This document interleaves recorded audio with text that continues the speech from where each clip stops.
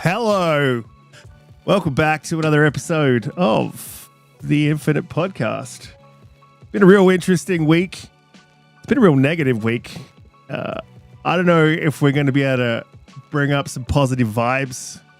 We're going to try, but we're obviously got a lot of negatives to talk about as well. So it's going to be an interesting show. We're just waiting on one guest as well. He'll get here when he can. He messed up the times. But Donte, welcome back, man. How you doing? How's your week been? What have you been up to? Doing well, man. Happy to be here. How you guys doing? Good. It's been a rough week, though, right? It's been a real rough week, I think. And it's been a crazy week. A lot of unnecessary drama, if you ask me. A lot that I think Xbox could have maybe simmered down themselves, but they're making us wait till next week. But yeah, it's been a crazy week, especially if you follow the community quite closely. Yeah, it is tough. I'm not going to lie. I'm a little bit down this week. Not enough to cry, which is just a bit of a absolute bullshit rhetoric. But Blue, how you doing? How's your week been? What have you been up to? Welcome back. Hey. That's about my excitement from this week. Hey. I'm exhausted. I don't know about you guys, but I am so tired for so many reasons. And I mean, it's good that we're going at the end of the week so I could formulate some brain power to try to talk about some of the stuff that's been happening, because man, what a doozy of a week. Right. Here we go. We have to be careful and think very carefully about what we're saying. We do. Yeah, we have to be very careful about what we're saying because there's a lot of shit flying around in the background. I don't know exactly what's true and what's not true, but we'll get into it. Umbra, welcome back. How's your week been? How was the fix? How's things going? Who, where are you? See, it was going so well before you put the Aussie salt into it and just messed up all the soul seasoning that was in there. Soul seasoning. Yeah, he just messed it up. He put like raisins into the potato salad. That's it. Show's over. And we're and it's gone. It's been a decent week, man. Had a really good podcast the other day. You jumped in there. Somehow you got in. I don't know how you got in. No, I'm joking. You were there. Pete was there. We had a good time. My brother Post, was preaching and carrying a good word for us. We had a good time laughing and chuckling and cracking up in the midst of this turmoil, if you will. Yeah, happy to be here with you guys tonight. And thank you all in the chat for being here with us. Absolutely. Yeah, guys in the chat as well. A couple of PSAs I'm going to throw out there. Normally we'd run cameras. At the moment, I'm running the show off a hotspot because the internet is down. So it's just holding on by the skin of its teeth. And I don't want to put any more stress on the CPU. It doesn't seem to, it's not liking what I'm doing right now. So no cameras this week, unfortunately. And someone said, where's Pete? Pete will be back. Eventually, he's got a lot going on in the background, and he is sorting through that. And when he does, he will come back. Going to move on to the topic. And when I say topic of the week, there is only one topic this week. Normally, we have a slew of topics, and maybe we'll get into some stuff that sort of is sidebars of this sort of thing. And if you got any questions, you can throw them in the chat. I've had a hell of a week myself. Obviously, with this all going on in the background, you see me posting videos in my car. That's because I work. I've got 5 kids and I study as well. So I had to drive to study every morning. I didn't even really get a break. So it's been a flat out week for me. Yeah, let's get into it, I guess. So is Xbox going third party? That's the question, I think, on everyone's lips. I think this all started with Xbox era when Sega Mechanico released did it start there? I think it's when things went really downhill. That's where it started. Sega Mechanico released that Starfield will be coming to PlayStation. Is this true? I don't think so. So let's get into the, is this true? Do we believe this is happening? And then we'll go from there. Donte, do you think we're going to see Starfield going to PlayStation? I have no clue. To be quite honest, man, I like nobody really knows, right? Like business wise, I can see a case for it if they're saying, hey, you know, certain games we feel if they reach a mass audience will make the game more successful. However, if you're going back to what Phil said and his statements as to why they acquired Bethesda as to about it's about bringing great exclusives. I'm probably butchering what his actual quote was, but about bringing a great exclusive content to Xbox gamers, then to me that sounds like that doesn't make sense, right? But who knows if it is?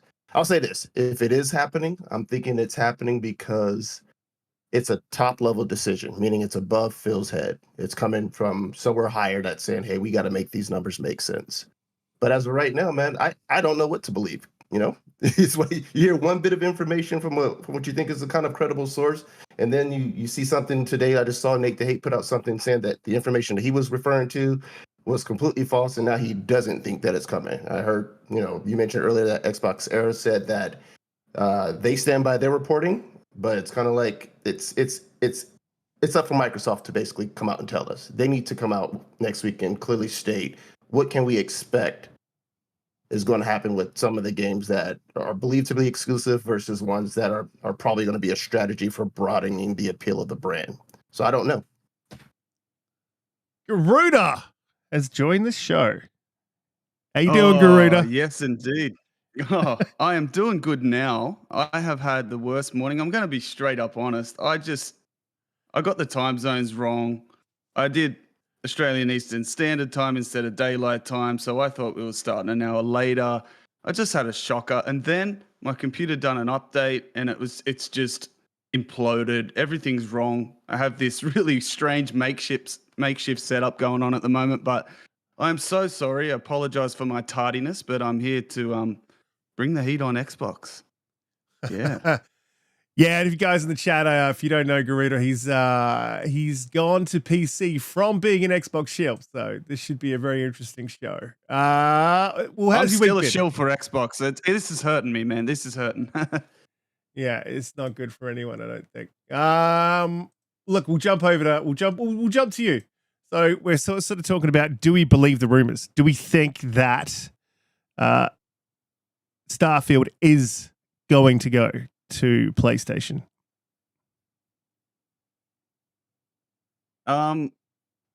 Yeah.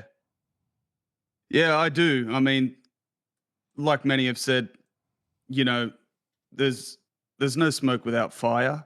I unfortunately think that while Starfield did do well and was technically Bethesda's biggest ever released, from a success standpoint, sales, the whole bit, player engagement, I do think that internally Xbox and Bethesda thought that Starfield was going to do better than it did.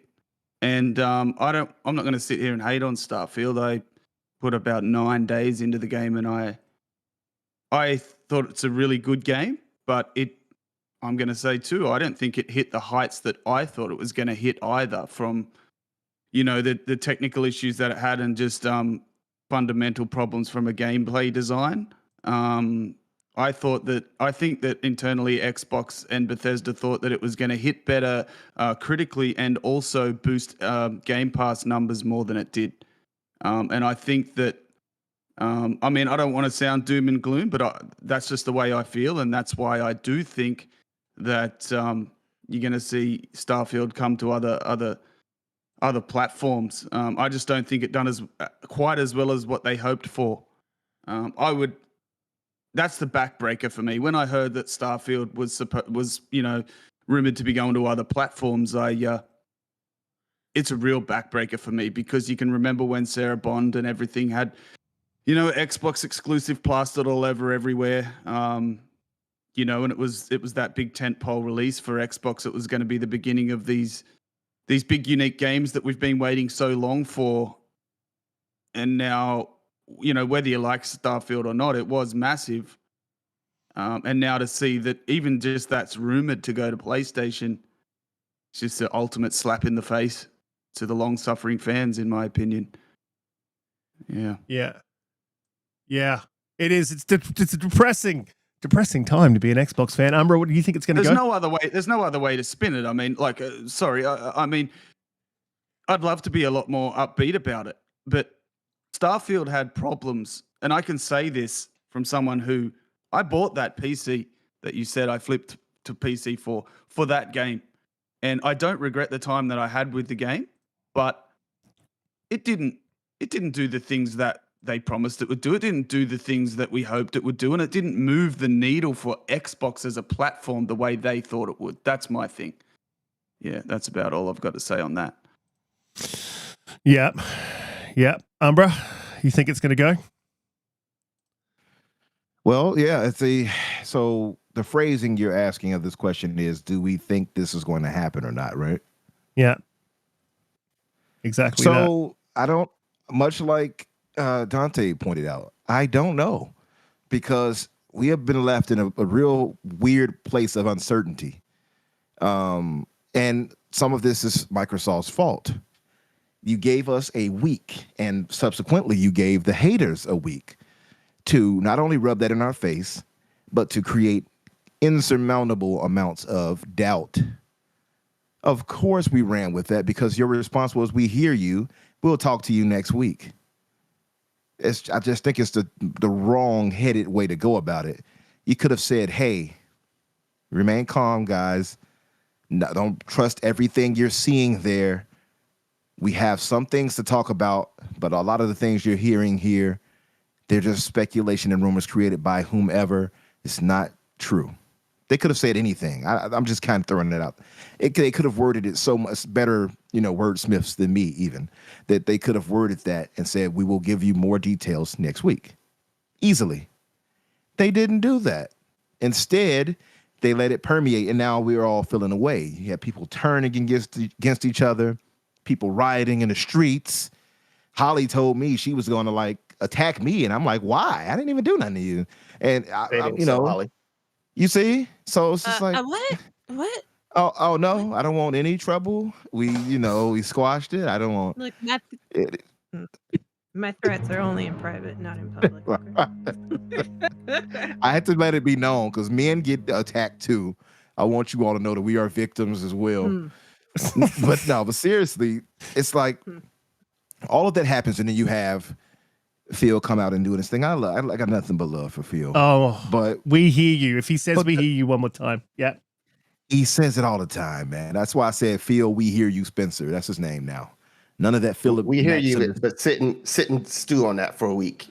Right. It's like, come on, man. See, that's the problem I have, Donte and Risk. It's like, okay, I could believe that maybe this was blown up and it's going to turn out to only be Sea of Thieves and Hi-Fi Rush. Now, I didn't like that, but then I started hearing other stuff, and it made it exponentially worse. It was like Starfield. I'm like, say what you say? Halo? Oh, say word. That's say psych.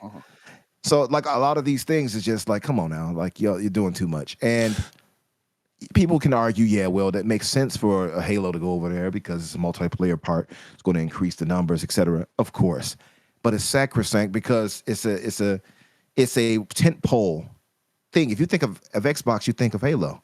You think of Xbox, you think of Gears, you think of Forza. And now you start hearing that going over to those platforms or other platforms. You start to realize and think, at least, is this the end for Xbox? And my thinking is this. This messaging we're getting is not just for nothing. It's too much of a coincidence that we heard all of this from all these reputable sources. Now they're trying to walk it back, of course, but we're hearing all of this, and that's the response we got from Microsoft. Well, there's more to that, but I'll come back to that. Exactly. There were moving parts, and Microsoft maybe have pulled it back. And because now they're reporting Tom Warren saying, like, well, I didn't say it was happening. It was just that it was under consideration, et cetera, et cetera. And credit to Tom Warren and to others, but that's not what people are going to read. They're going to see that and say, oh, it's going to those other platforms, right? Now, of course, that's on the mass hysteria of the community, but at the same time, you start seeing that pop up from reputable sources, you're going to tend to just run with it's happening. And that's part of the issue. And I just think that Microsoft should have said something more than we hear you, we'll talk to you next week. I think it just did them a disservice. But the old saying is, no publicity is bad publicity, right? So I think maybe it's something they wanted to do. I feel like it's actually I talked with you, Riskit, and I talked to Holly about this. I'm not going to go too deep right now, but I had a thought that, just theory crafted in my head, that maybe a lot of this stuff being thrown out there was intentional by Microsoft, and that there's been a campaign of misinformation pushed by people they know, and had them actually go out there and do some things and say things and act away. I won't go further than that, but I feel like some people are not being quite genuine, and I think we're getting mixed wording and messaging all around. But I just feel like it had to be some sense of relevance or some sense of truth that maybe they had to walk back or something for them to have put that out there, or for us to heard that rather, and for Microsoft to respond the way they did. Because if it was untrue, you would have just said it was untrue, Not that's my thinking. Not necessarily, but I want to get to Blue. But there's a lot that you said there that I definitely have thoughts on too. But Blue, is this happening? Do you believe that Xbox? Let's say that they've walked it back themselves, but do you believe that was the initial intention, or do you think it was just a conversation? Where do you think this came from? Who the hell knows at this point? Like, this week has been the telephone game multiplied by 100 and add a couple shots of tequila in it, because it starts with Sea of Thieves, Hi-Fi Rush, and Hi-Fi Rush seemed to really be like the first one that kind of caught people's eye, right? I don't know that many people that would have any problem with multiplayer Sea of Thieves or Grounded, for example, going to PlayStation because it's a multiplayer game. You want to keep it thriving, et cetera, et cetera. You're like, okay. But then all of a sudden, during the Iron Lords podcast on Sunday, which was a great one, by the way, everybody should go watch it. They were talking about this, and it breaks, right, from Xbox era that Starfield, I think it was Xbox era that broke Starfield, was going to PS5. And then instantly The Verge with Tom Warren is like, hits the publish button because like, oh, we're getting scooped, right? And it was Indiana Jones. And Indiana Jones hits different for me because that's a new game. It's not out. And you're already predicting the future on that one. And honestly, when you're already talking about, well, this future game, then it's like, well, then it's everything's up for grabs now, because it's not even like you're looking back and saying these games didn't hit certain metrics that we wanted them to. And that's a different animal entirely. And then it went from Starfield, Indiana Jones, Gears of War 5, and then everything. It was just everything. It's all going third party. And yeah, they even threw Halo in there. I saw some Halo stuff. Yeah, you're right. Halo Infinite, yep. Master Chief Collection, yeah. And I just went, the world is burning, right? And so the week was so crazy because it went from the Xbox community being in solidarity for the most part about either I don't really care or this is not okay. And then 2 days later, everybody's got a knife at each other's throat, like fighting, upset, like calling people names, calling people out for things. And it just, it went rampant. And people crying in the car, So people crying, yeah. Hey, by the way, everybody, in case you didn't know, Riskit is mega famous now because he made it on Some Ordinary Gamer and Asmongold. Go watch Riskit on there because all publicity is good publicity, right? Or at least according to Xbox. That wasn't a good publicity. That's the Xbox strategy. I don't know, man. And then today with what Jez has talked about, and he just tweeted 1 minute ago, I don't think anybody really knows what's going on. And I think that is the most valid statement that we've seen all week, because today people have walked back what's going on with Starfield, and they're like, now I think that's false. I think that was all a rumor.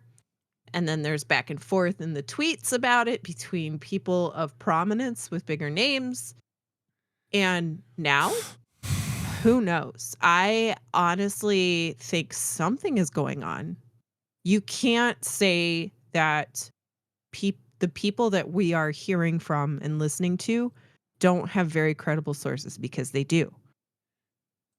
What we get versus what we were going to get might be two wildly different things.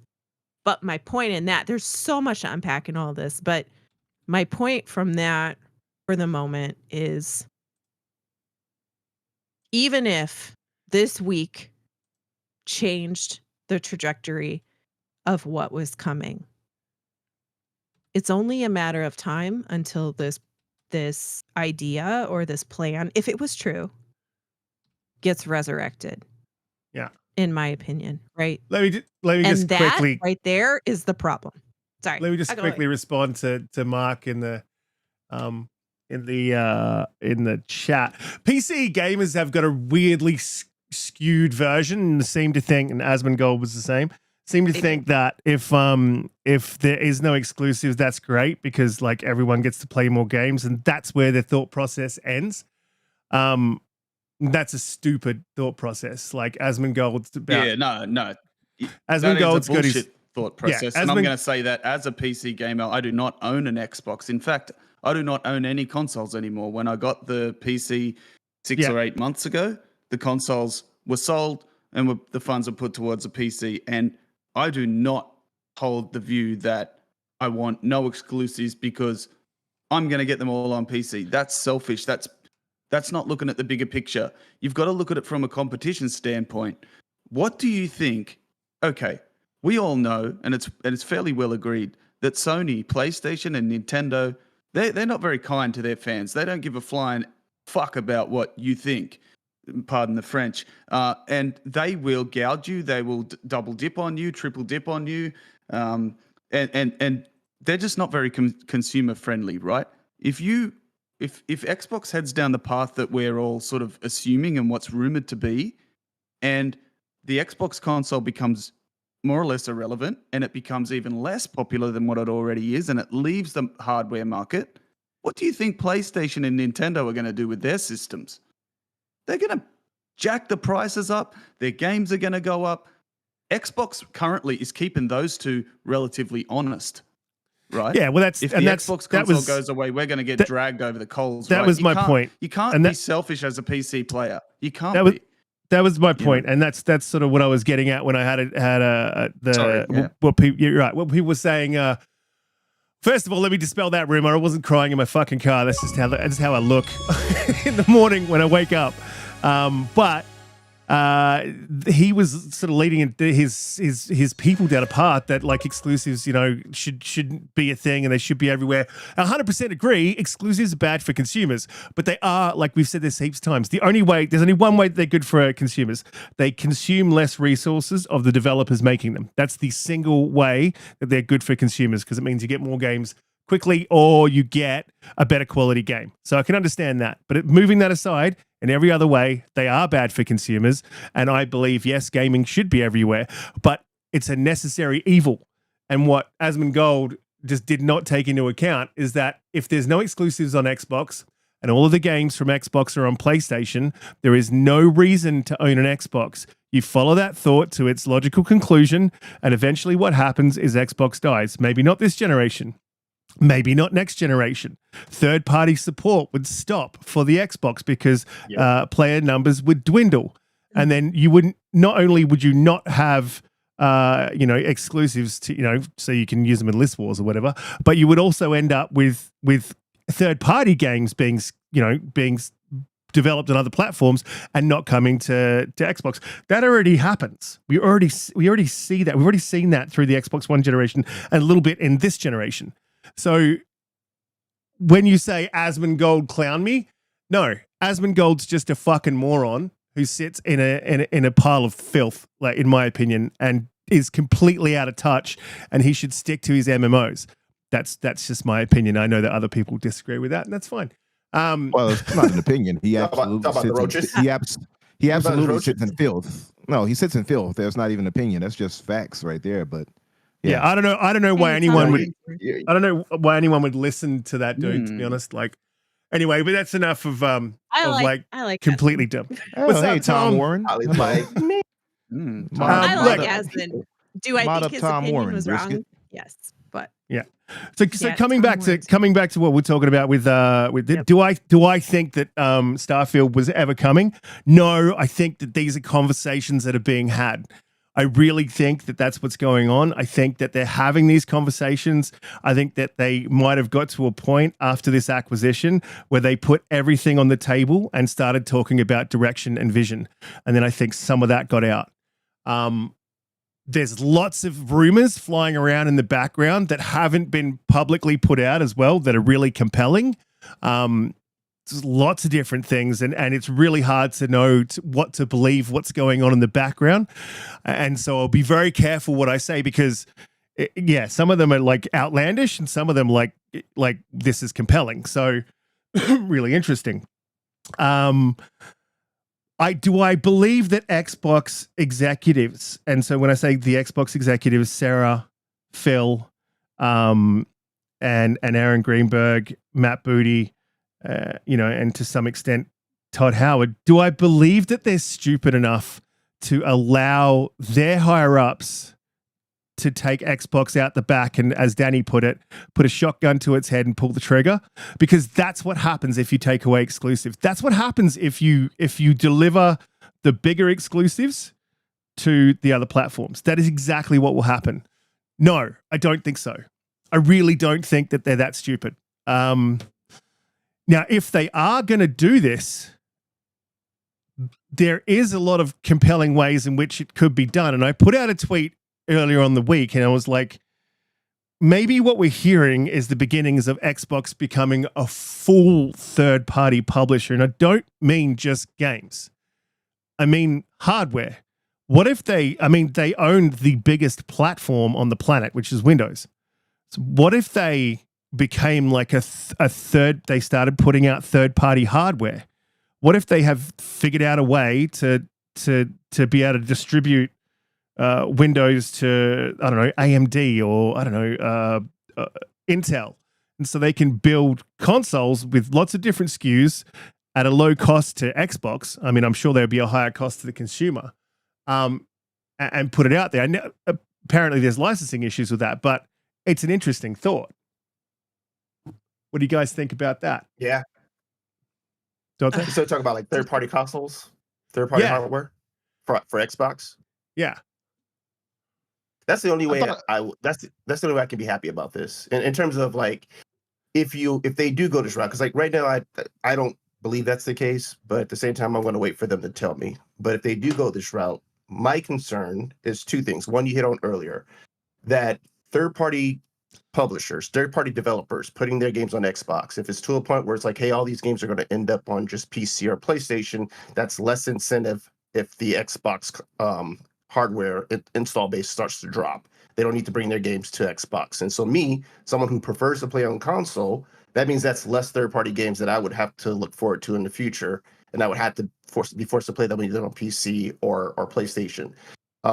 So that's my first biggest concern. The second concern is hardware. I'm someone who likes to have local hardware. Like, I want powerful local hardware. And I understand, yes, PC is probably the best place to do that, but I'm someone who plays like I invested a lot in my setup. You know, I have a very large TV in my living room, a very large OLED that I specifically got for being able to play games on it, right? And I run my TV and media stuff off of my Xbox. So I don't want to drag my PC out and then hook it up to my TV and try to play off that. That's not something that I'm looking forward to. So if you are going to do this, then to me, it's like the next thing you need to do is you need to show me I'm still providing top-notch quality hardware for you guys. And if it's going to be at a premium, so be it. If you're saying that we don't think we can really compete in the hardware space, but the hardware we're going to make, if it's third-party or Xbox is making it, then make it premium. Make it where I have something that's almost no compromise. And I'll pay the premium price for that. That would be the trade-off if you're going to basically take us down this path. That's how I feel about it. Absolutely. Like, it's been said before, but you're right. Make a no compromise hardware system, and I guarantee you that it will sell. Just look at this, for example. In Australia, a new phone comes out and it's over $2,000 every year, and almost everyone upgrades every year, right? Who's not going to buy a $1,000 console that can last you 4 or 5 years, and then you might have the ability to trade up on it at the end of the next generation? I mean, give us something that's going to last. Like the Xbox Series X was out for 2 years before it was really apparent that we'd hit some kind of ceiling with it, and we were having games that didn't perform as what they were promised. Like, they've got to mitigate these rumors, or this third party rumors, and if it is true, they've got to come back with something for us. Like, give us something. What are they going to do to mitigate the damage? Like, that's what I'm so interested to find out. That they can't just serve us a big platter of shit and then have no sweetener after it to kind of sweeten the deal. They've got to have something, and what that's going to be, that's the interesting thing, I feel like none of us, I'm hoping at least any of us on this panel, would want a platter of shit, but But if they do give us that, they got to give us. oh, Garuda, you just missed the entire joke and just got here. Anyway, Sorry, I'm upset. Facts. I'm upset. To our brother Tom Warren, who was in the chat. So the part of the thing is that he said it's not even that they're retracting. He's not retracting what he said. He's just clarifying that it was under consideration. This is what he's saying. It's not set in stone. So his words, per his own words, he says, if Microsoft hasn't been considering Indiana Jones for PS5, they would have come out and say that. See? And he said, but they have, so they can't say that. The key is whether it actually happens, which I made super clear wasn't set in stone. So they are, or at least they were, thinking about it, which goes to our point. You know what I mean? That clearly there was something there that the wording, at least not the wording, but the response from Phil lets us know, yeah, there must have been some truth to that. Maybe they either rethought it at a point and that wasn't going to be the case officially, or I don't know. My thinking is it was definitely going to be there, and maybe they rethought it, and it could have happened sometime back for all we know. Well, look, right? Maybe that was the case. I'm pretty sure that they put everything on the table after ABK, and then looked at direction, because they just became the biggest publisher on the planet. Like, and you got to justify that price tag. Exactly, but then when you look at this, the thought that I had, sorry, Blue, look, the thought that I was having is you can't expect. I mean, these guys are running $1 trillion company here, and they understand how merger and acquisitions runs, and there's got to be an expected time for return on investment, and to expect a return on investment in 4 months is crazy to make a move like this. I mean, obviously they're looking at the future, and they're projecting what their return on the investment is going to be in the future if they make particular moves. And this is what I believe that they're doing. They're putting everything on the table and looking at what's going to give them that return on investment the quickest. But then you've got to look long term. And I don't know if these bean counters, they're going to throw things in the mix that seem like a good idea in the short term, but maybe aren't a good idea in the long term. Sorry, Blue. Yeah, I just I sat with my jaw just kind of half open for a moment when I realized, or if all of this is true. Again, it's all if. Little did we know when we were rooting for Microsoft to be able to acquire ABK, right? Through all of the FTC stuff, through all of that we were shooting ourselves in the foot. Right? Yeah. Like if it's all true, right? Like, it's almost the biggest mastermind play of all time, but not in the way you would obviously want it to turn out. But it's inherent to ask the question of, Microsoft is inevitably a software company, right? That's what they're comfortable with. And yes, they make Surface, and I have a Surface. I have Surface earbuds. I have Surface headphones, and they are absolutely fantastic products. They're great, but they have not done well with their hardware, traditionally speaking, right? They give up too quick, and they have great ideas. They are comfortable in the software space. And when I saw all of this happen, I thought, well, Microsoft's just trying to become a third-party publisher. You know, it's easier for them to make more money off of being a publisher, eliminating consoles, and away we go, because they have PC. And they know that we'll migrate. But again, I don't think Xbox proper thinks that way. I think that it's a Microsoft hierarchy that is comfortable with software, right? They don't. They are a business model company. They don't quite get the consumer aspect of things. Yeah, That the goes reason to a why- point. That goes to another theory that we had, and Kay touched on it.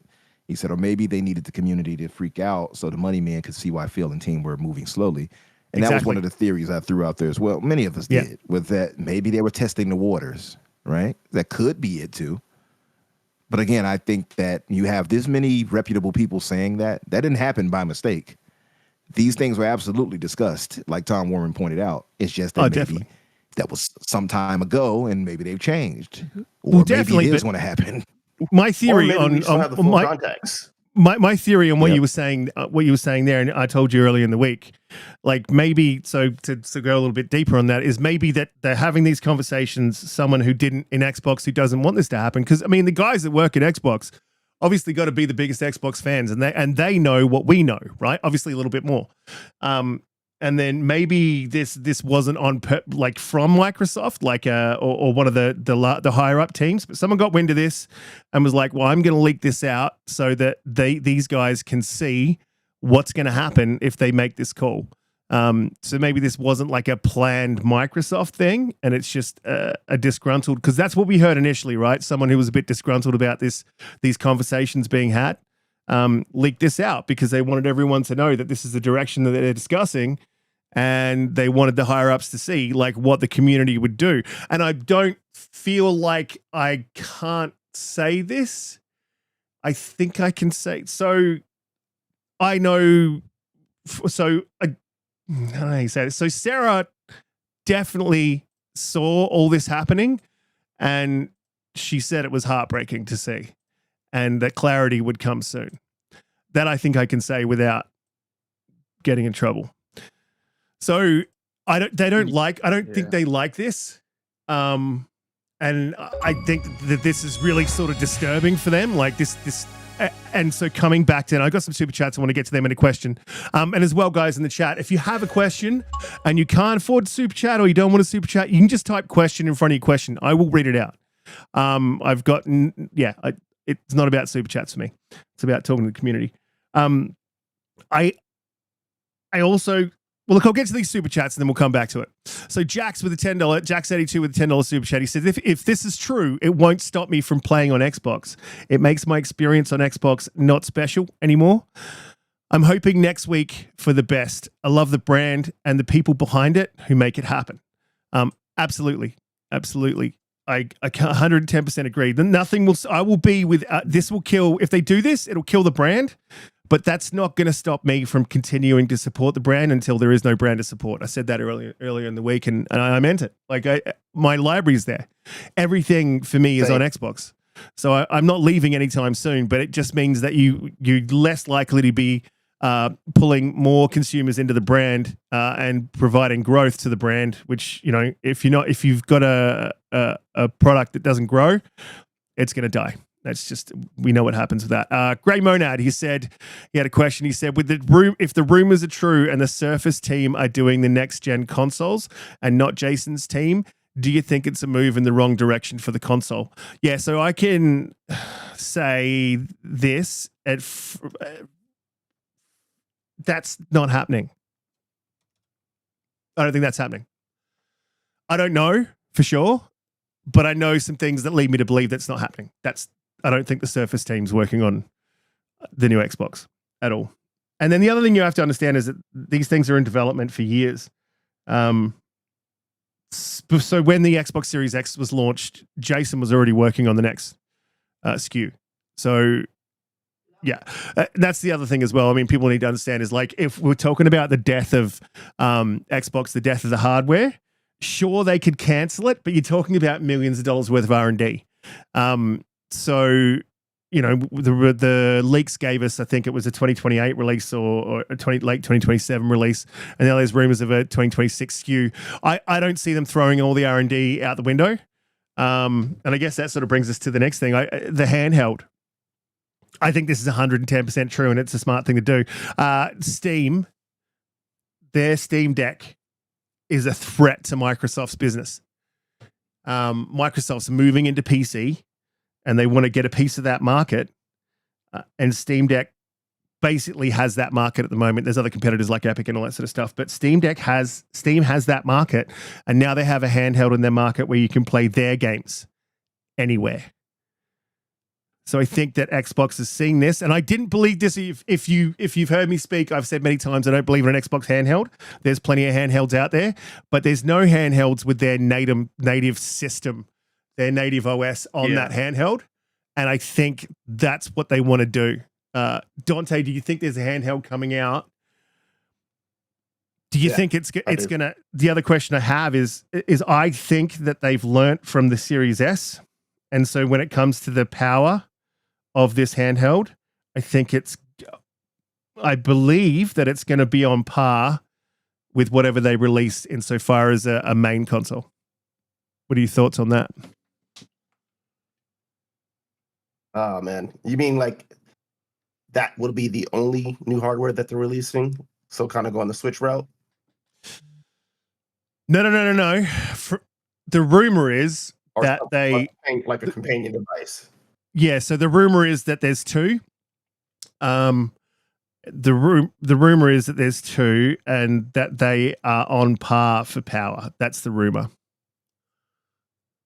Yeah, I mean, it makes sense. I think they like seeing what the Steam Deck and the ROG Ally has done. You see that like, okay, there's a market for it. And I think that's what they wanted to do. They wanted to sit back and say how would these mobile devices take off, and is there a market for it? Now that both Xbox and Sony are seeing that there is the market, of course, you want to basically have your own branded hardware, so that way you can kind of reap the rewards of that, right? You just don't want to leave that out there for third parties to kind of gobble all that up. So I believe that, yes, that there is a mobile device coming out. My concern is that I'm hoping also that there's going to be something still local that will eventually surpass what the Series X is, right? Me personally, like I all my gaming I do local, so mobile isn't really my market, but I can definitely see no company should leave that just out there and not trying to tap into it. Sure, there's going to be costs in terms of developing it, but you get something out there in the market. People have been asking for a handheld Xbox device for a while. You might as well take advantage of it and don't just leave it out there for other third parties to scoop up that money. Yeah, and especially when you're trying to sort of put your brand everywhere. Garuda, do you think there's a handheld in the works? Do you think it's on par for power? Shane G in the chat said that's literally impossible.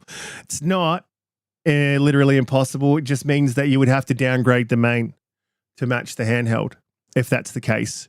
So then the benefit of doing that would be to streamline development, which I'm not in support of.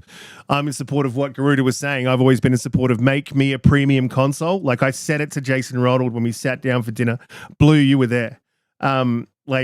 Make us a premium console. Make it lock 60 at 1440p, or make it lock 60 at 4K, whatever. Like give us a console that can at least do that. And his response to that console is going to cost $1,000. And he asked for a show of hands. And it was all hardcore gamers, Cold Eastwood was sitting there. Cog was there, and half of the room put their hand up. I was there. You were there. Oh yeah, you were there too. Yeah, half of the room put their hand up. Did you put your hand up? You better put your hand up. Half the room put their hand up, and half the room didn't put their hand up for a while now. And half the room didn't put their hand up. And he said, I would argue you're all hardcore gamers, and he would be arguing correctly. And he said, the casuals, if half of you won't buy it, then why would the casuals buy it? So, yeah, hopefully things have changed. I'm hoping things have changed. Or that they've got some other idea of how to mitigate the cost of making a premium console. Garuda, do you think that we're going to see a handheld? Do you think it's going to be the same power as the main? I think that, with the native UI and everything like that, it has the potential to be huge for Xbox. As far as do I think it's going to happen, I can only base this on the rumors we're hearing, and I think the last I heard was that Jason Ronald is no longer on the hardware development side, and that it's being taken over by the Surface team. And the Surface team, they're like Blue was saying earlier, their products are great. I'm using a Surface Pro 9 now, overpriced, which is why I think it doesn't do quite so well. It's definitely overpriced, but their hardware is excellent across the range of what I've used so far. So I think it would be successful, but going back to the power narrative, anytime you're talking handheld, it doesn't really marry up with high end, because as we know, big power is physically big. Like my PC, like Donte was saying before, he doesn't want to drag his PC out and sit it next to his 4K OLED. Well, that's exactly what I do. I don't even have my PC hooked up to a monitor whatsoever. I've got a mouse sort of pad thing that goes over the armchair or the couch. Like, it's fully set up like a console, but it's huge. It is absolutely gigantic. This thing, it is an abomination of a thing sitting next to my TV. I get told that all the time. You continue. Yeah, yeah. Pause. But look, I'll tell you, if, like you say, the only way that they can make them on par spec-wise between the handheld and the traditional under TV console is to, like you said, either scale back the main console to keep them on par, or the dock has some sort of like external GPU system, like you see with the ROG Ally, which has an optional external 4090, and you can increase your performance that way. You can just plug it in and you get that boost. Now, if that was the case, the price difference would be huge. The portable one would be much more expensive, and then when you undock it, it's going to be less powerful anyway. So it kind of mitigates the reason for doing it. Look, I do think that it will happen, but I don't know about, having equal power between the two. There's going to have to be some kind of innovation, because we all know to try and get that huge power shrunk into a form factor that's number one, comfortable to use, number two, truly portable without being too bulky, and number three, having reasonable battery life, it's extremely hard. Have you seen the size of a 40 series card? It is absolute. It's like 2 house bricks, and I'm just curious as to how they get enough power in, because if it isn't a substantial leap over what we currently have now, there's no point doing it, right? So, yeah, who wants small iterative? That's right. But the true reason I think it will be successful if they do so is because the current handhelds that we're seeing on the market now, in the Steam Deck and the ROG Ally and the I think it's a Lenovo one and things like that, they're not user friendly, right? For the casual gamer, they're not like picking up a Switch where you have a dedicated UI it's like using a console. It's just click, done, game's on, let's go. It's not like that. You literally, it's a handheld PC, and it comes with all the technical jargon and all the updates and all the drivers and all the bullshit that comes with a PC, that if you're not a tinkerer like me, that the average person doesn't want to deal with it. So if you can get that Xbox UI onto a handheld device that's just as seamless and intuitive as turning on an Xbox console, and it's going to have power and decent battery life to go with it, then yes. And Game Pass, then yes, it will be successful. And I do hope we see that.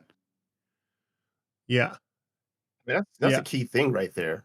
That points to this idea of strategy too, of just putting like all your games up everywhere, because the idea is that you want like people to come into your ecosystem, and the kind of the gateway to that is your hardware.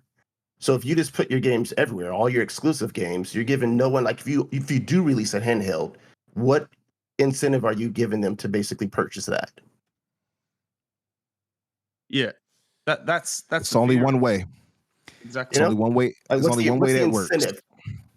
The only incentive way it works, in my opinion, is, and I floated this idea on my show the other day, Pete asked me, he said, what could they do for you to like make you be all right with them doing whatever, making these moves? And I said, well, they could tell me that it's not happening, right? But other than that, tell me you have something in the works that integrates Steam into the Xbox somehow. And I say that if you look at the handheld market, and we know that Microsoft considered doing this, by the way. That's not Jez has talked about it many times, for instance, and said he's heard talk about that. Hell, I even talked with him myself, and he told me that they have been considering it. But even beyond that, you have the leaked document that shows it, right? But they didn't have it's not in scope for first party. If you all remember that, The OEM during the leak. Yeah, exactly. And it's earbuds, media remote, mobile controller, and handheld was one of them. Now that was back in 2020, so plans can change. They could probably see how popular the Steam Deck and the ROG Ally. I was about to say Asus, say the whole name, but the ROG Ally is doing, and say maybe we can get into that. They can see how the Portal is probably bringing some hooligans in to get it and waste their money, or like my brother John Wolf, who wasted his money on it. But shout out to John Wolf, messing with you. But I think the way to do it is if they can somehow, and that's the thing. The problem is I don't think Steam and Gabe is going to try to help Microsoft in that regard either. So like the only way that it works, in my opinion, it can't just be here's Xbox games that you can play on the go. It definitely can't be cloud, because most of us don't want that, right? So it's going to have to be something that you get a bit more than. We want to be able to emulate on it, right? We want to be able to play past or up to current gen. My ROG can play up to the Switch. You know what I mean? So I'm going to have to at least have that. That's one. Two, the ROG has Steam implementation where I can put it on there. The Steam Deck obviously is even better because it's just right in there. And Windows being in ROG and such is problematic, as many people who know that deal with it. So they're going to have to find a streamlined way to get it straight to Xbox into that thing. That's one. Two, if they can work out something with Gabe and Valve as far as getting Steam implemented to it, that would be the only way. I just don't know how that would work. You know what I mean? Just theoretically, that would make sense, because that's that extra thing. Because then, and just throwing it out there, of course, then you can play those Steam games that you have. And I've talked about this behind the scenes, even with for a few of you all, as you know, I've kind of mentioned that, like, maybe they can kind of get that in there. Now, this is not new. This is not coming from me brand new. The thought of them having Steam implemented into Xbox, that happened about a decade ago, that thought of that, if I'm not mistaken. It was floated before.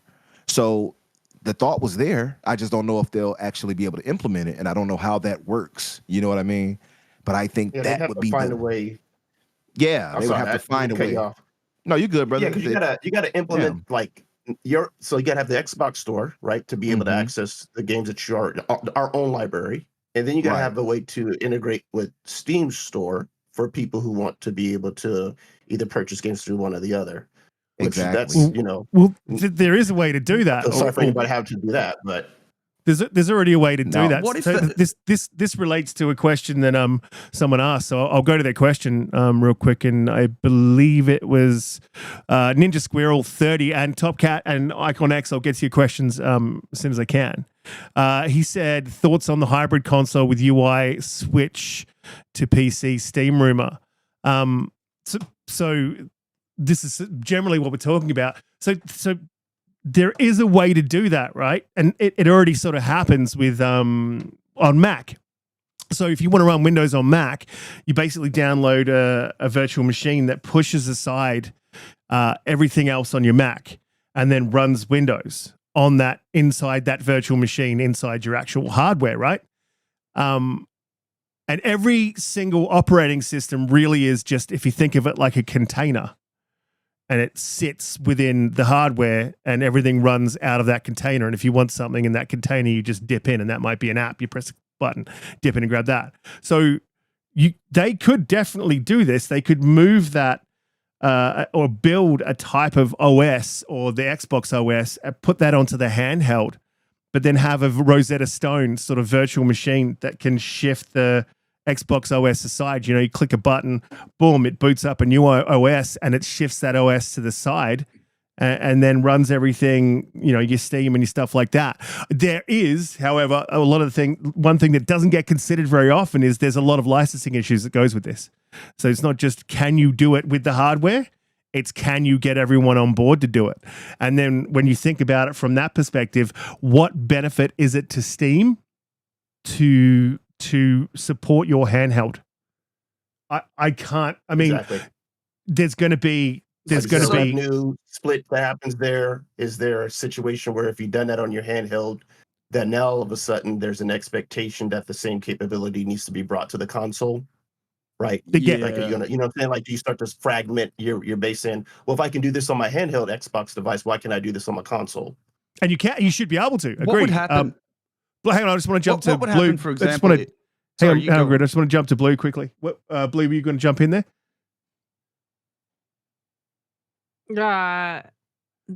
So much has passed. I don't even know.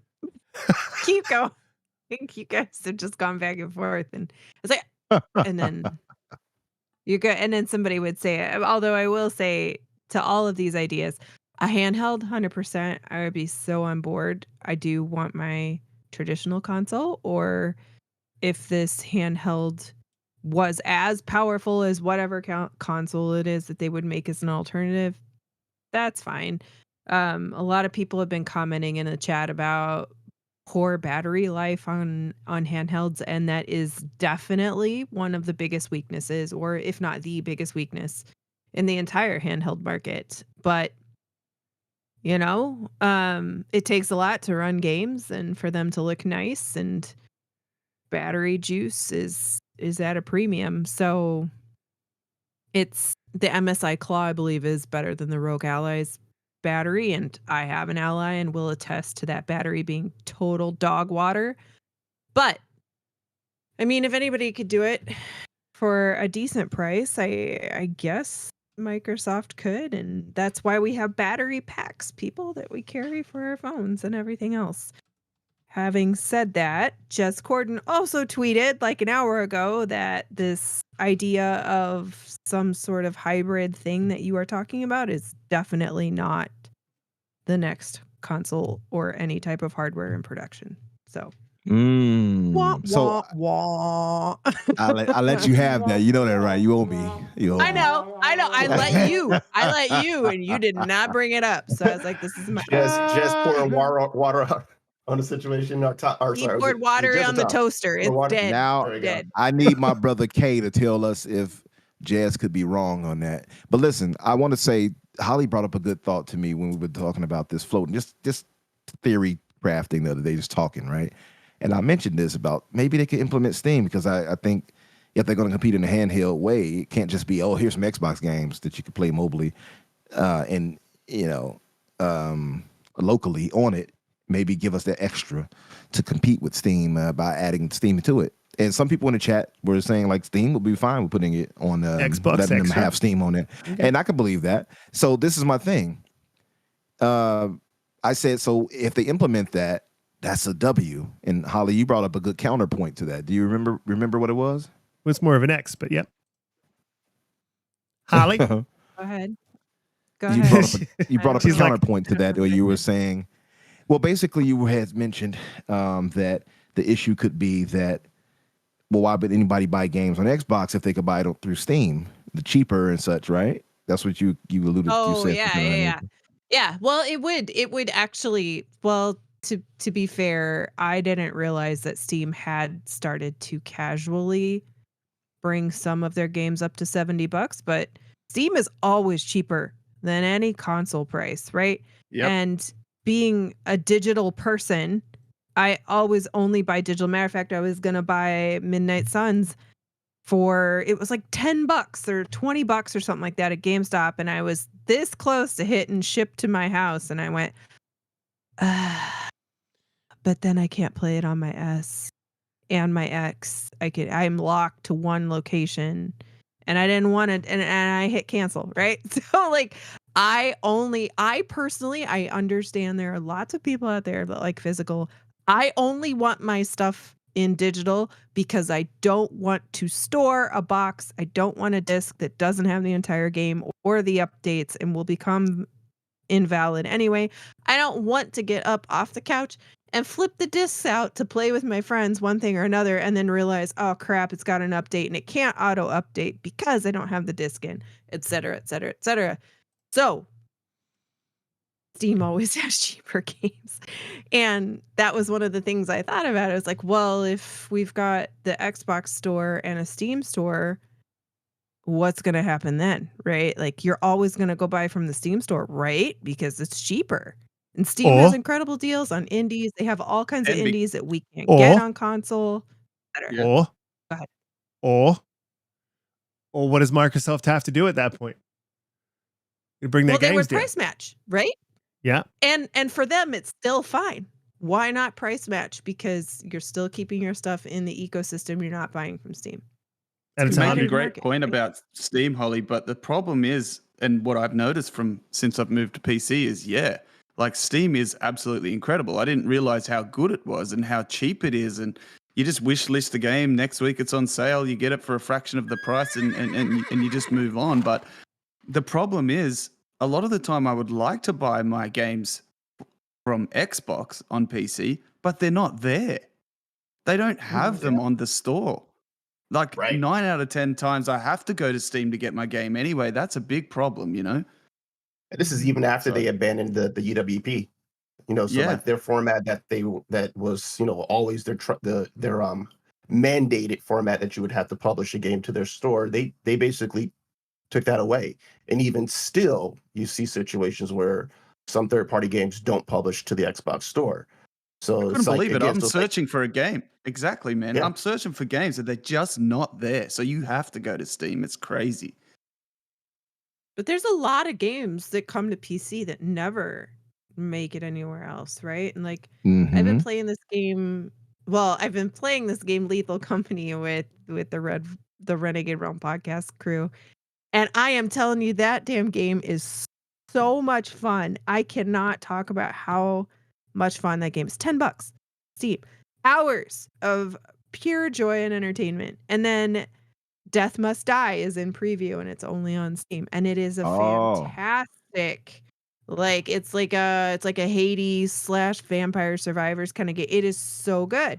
The homie Steel Rain put us up on that. He told us about it. I got to check Oh that man, out. that game is fantastic. I play Dave the Diver on my Rogue Ally. Nice. So if I could just come home and sit down on the couch and play those there, yes, please. And they're all super ridiculously cheap games. Death Must Die I got in a bundle with like 2 other games for $10.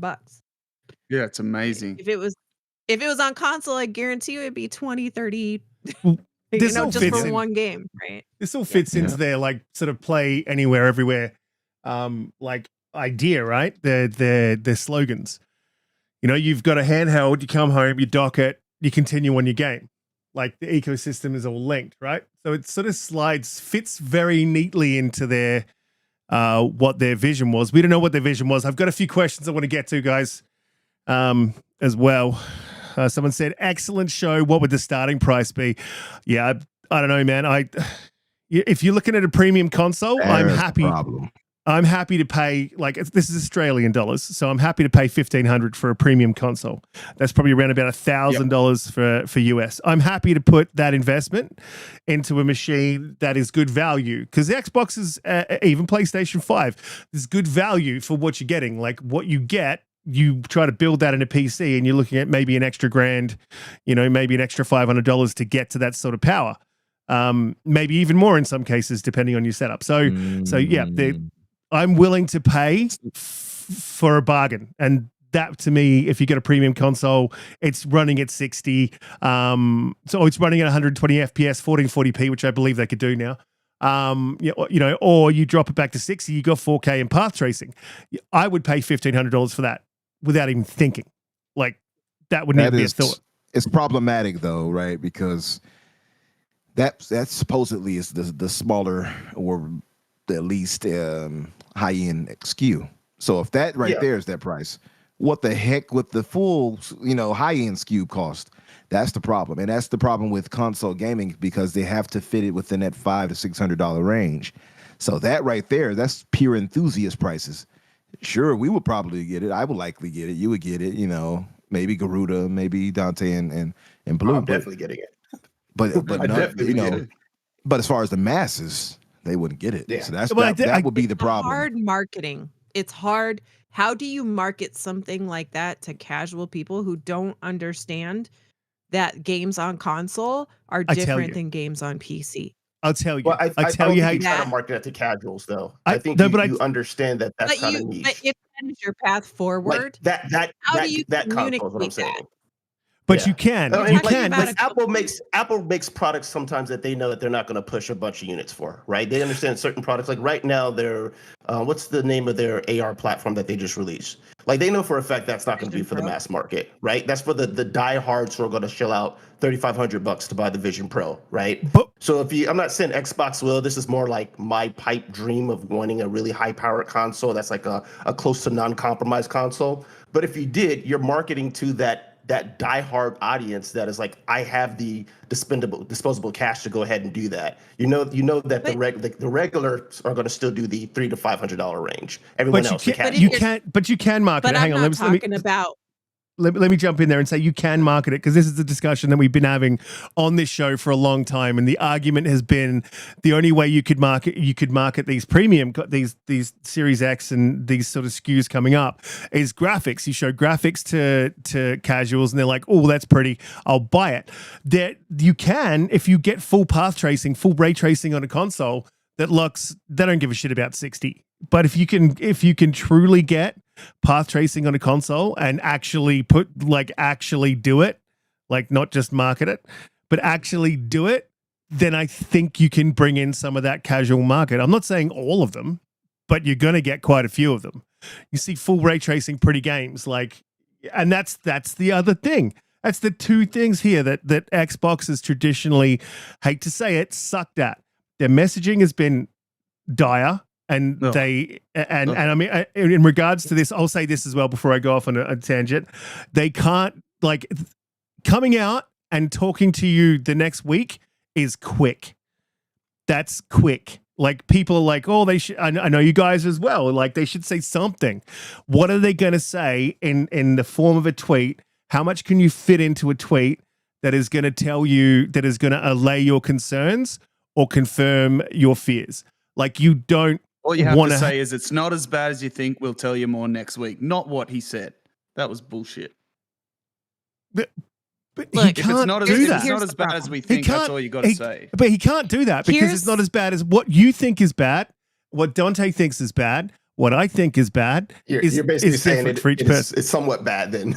It's not as bad as you think, basically is admitting that it's at least somewhat bad. It's somewhat bad. Fair you can't enough. do They that. just need to do something better than that. But they can't. There's nothing that they could say in a tweet. Sorry, Blue. You go. You're not. No. You're fine. You're not. None of you are getting to the heart of the problem. The heart of the problem here is not the rumors. It's not the messaging. It's not everybody at each other's throats. The heart of the problem is the fact that Microsoft, specifically Xbox, has no identity, no solid commitment to what they're doing. You would never, ever think about Nintendo doing any of these things. You would never think about Sony doing any of these things because they have an identity and they have stuck with it. Yeah, and they follow a strategy. Yeah, but they also are the market leaders, and it's easy to not budge off of that when you're the market leader. It's reaction when you try to disrupt, right? But the problem is, though, is that they have given Phil the latitude and the room for the last 5 to 6 years, since they almost shut it all down. They said, okay, Phil, I believe in you. Go do this thing. Here's your money.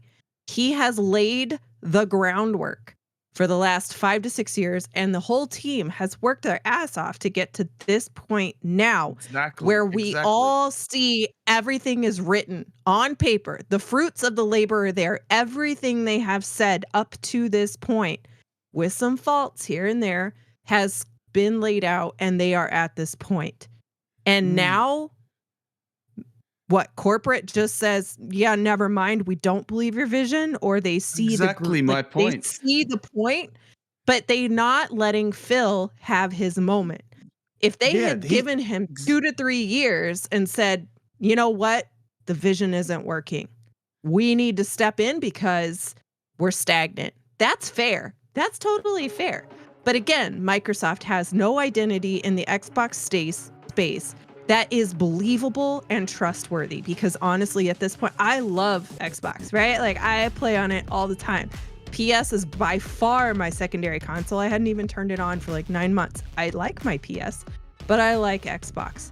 And the problem is, at this point, so much has been damaged that we are at a point where when they come out next week and they give us their discussion, they present their points, I'll listen, but how much can I trust? How much do I believe? Because the faith hasn't been there. But you didn't. Yeah, But you there's no didn't. point building this huge strategy for the past 4 or 5 years, working towards a consistent, structured messaging and a plan that you finally are about to receive the fruits of it, or to see if it works. You've just done the groundwork, you've built the foundations, and then what? You don't even give Phil and co a chance to see if their plan works? But Like, I Well, agree this with is that. my assuming problem. if- Like, I agree with that. I agree with that. But though. here's the thing. If you're at this point now, like, and I had good long think about this, right? If you're at this point now where you're turning around and going, okay, how am I going to be able to trust them after this? What is this? This is a leak. This is a rumor. So if you're saying that you can't trust them after this, then you didn't trust them before either. Like that's when you It's really not think just about the it. Hold on, Xbox itself. is it really a deviation though? And sorry, because like we really don't know. Like they haven't officially come out and said anything. Everything that we're talking about is speculation. But is it really a deviation from some of the things they've said early in terms of how they want to get Xbox on like a billion devices, or like reach a billion gamers? You can't do that thinking a billion people are going to basically purchase either an Xbox console or sub to Game Pass. You can't do that way. So it wouldn't be, if it is kind of the worst end that some of us are fearing, it's not a complete deviation because they have hinted at this before. They have, and this has been their direction. This has been their strategy, right? And I mean, there was a lot that sort of followed this. Satya Nadella specifically mentioned Nintendo PlayStation. So like, I'm not saying these rumors are not true. But what I'm saying is we don't know the context of how this was discussed.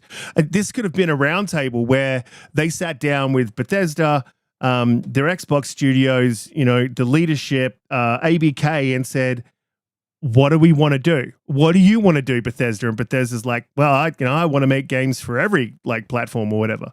And then they're like, okay, cool. So, and then what do you want to do, ABK? And they're like, well, these games and these games and this, they could be sitting down, just working out a strategy as to how they're going to handle which studios go exclusives. When you talk about the Gears going exclusives, I don't know who broke that, but I don't believe it. I don't believe it. I think that's bullshit. I don't think that I don't think Gears was put on I don't really think Gears was put on the table in any serious way. Starfield, I believe, was on the table. And Halo was put on the table. Yeah, I believe Starfield was on the table in a very serious way. I believe that Bethesda wants that game to go to PlayStation. So I think there's a push from them as well. Sorry, Blake, you jump in. No, it's okay. And again, right, like, it's not Xbox and the leadership that makes you question everything, right? It's the fact that they are the parent. They have a parent organization that they answer to in a really different way, right? That's my point. And I am holding all pure judgment, right, until we hear what's coming out.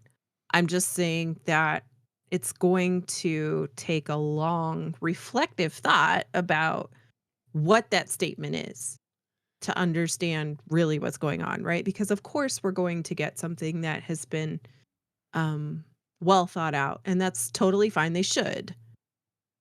And I'm not selling my Xbox. I'm not like freaking out and doing the whole thing, right? Like, it just makes me concerned because I know that,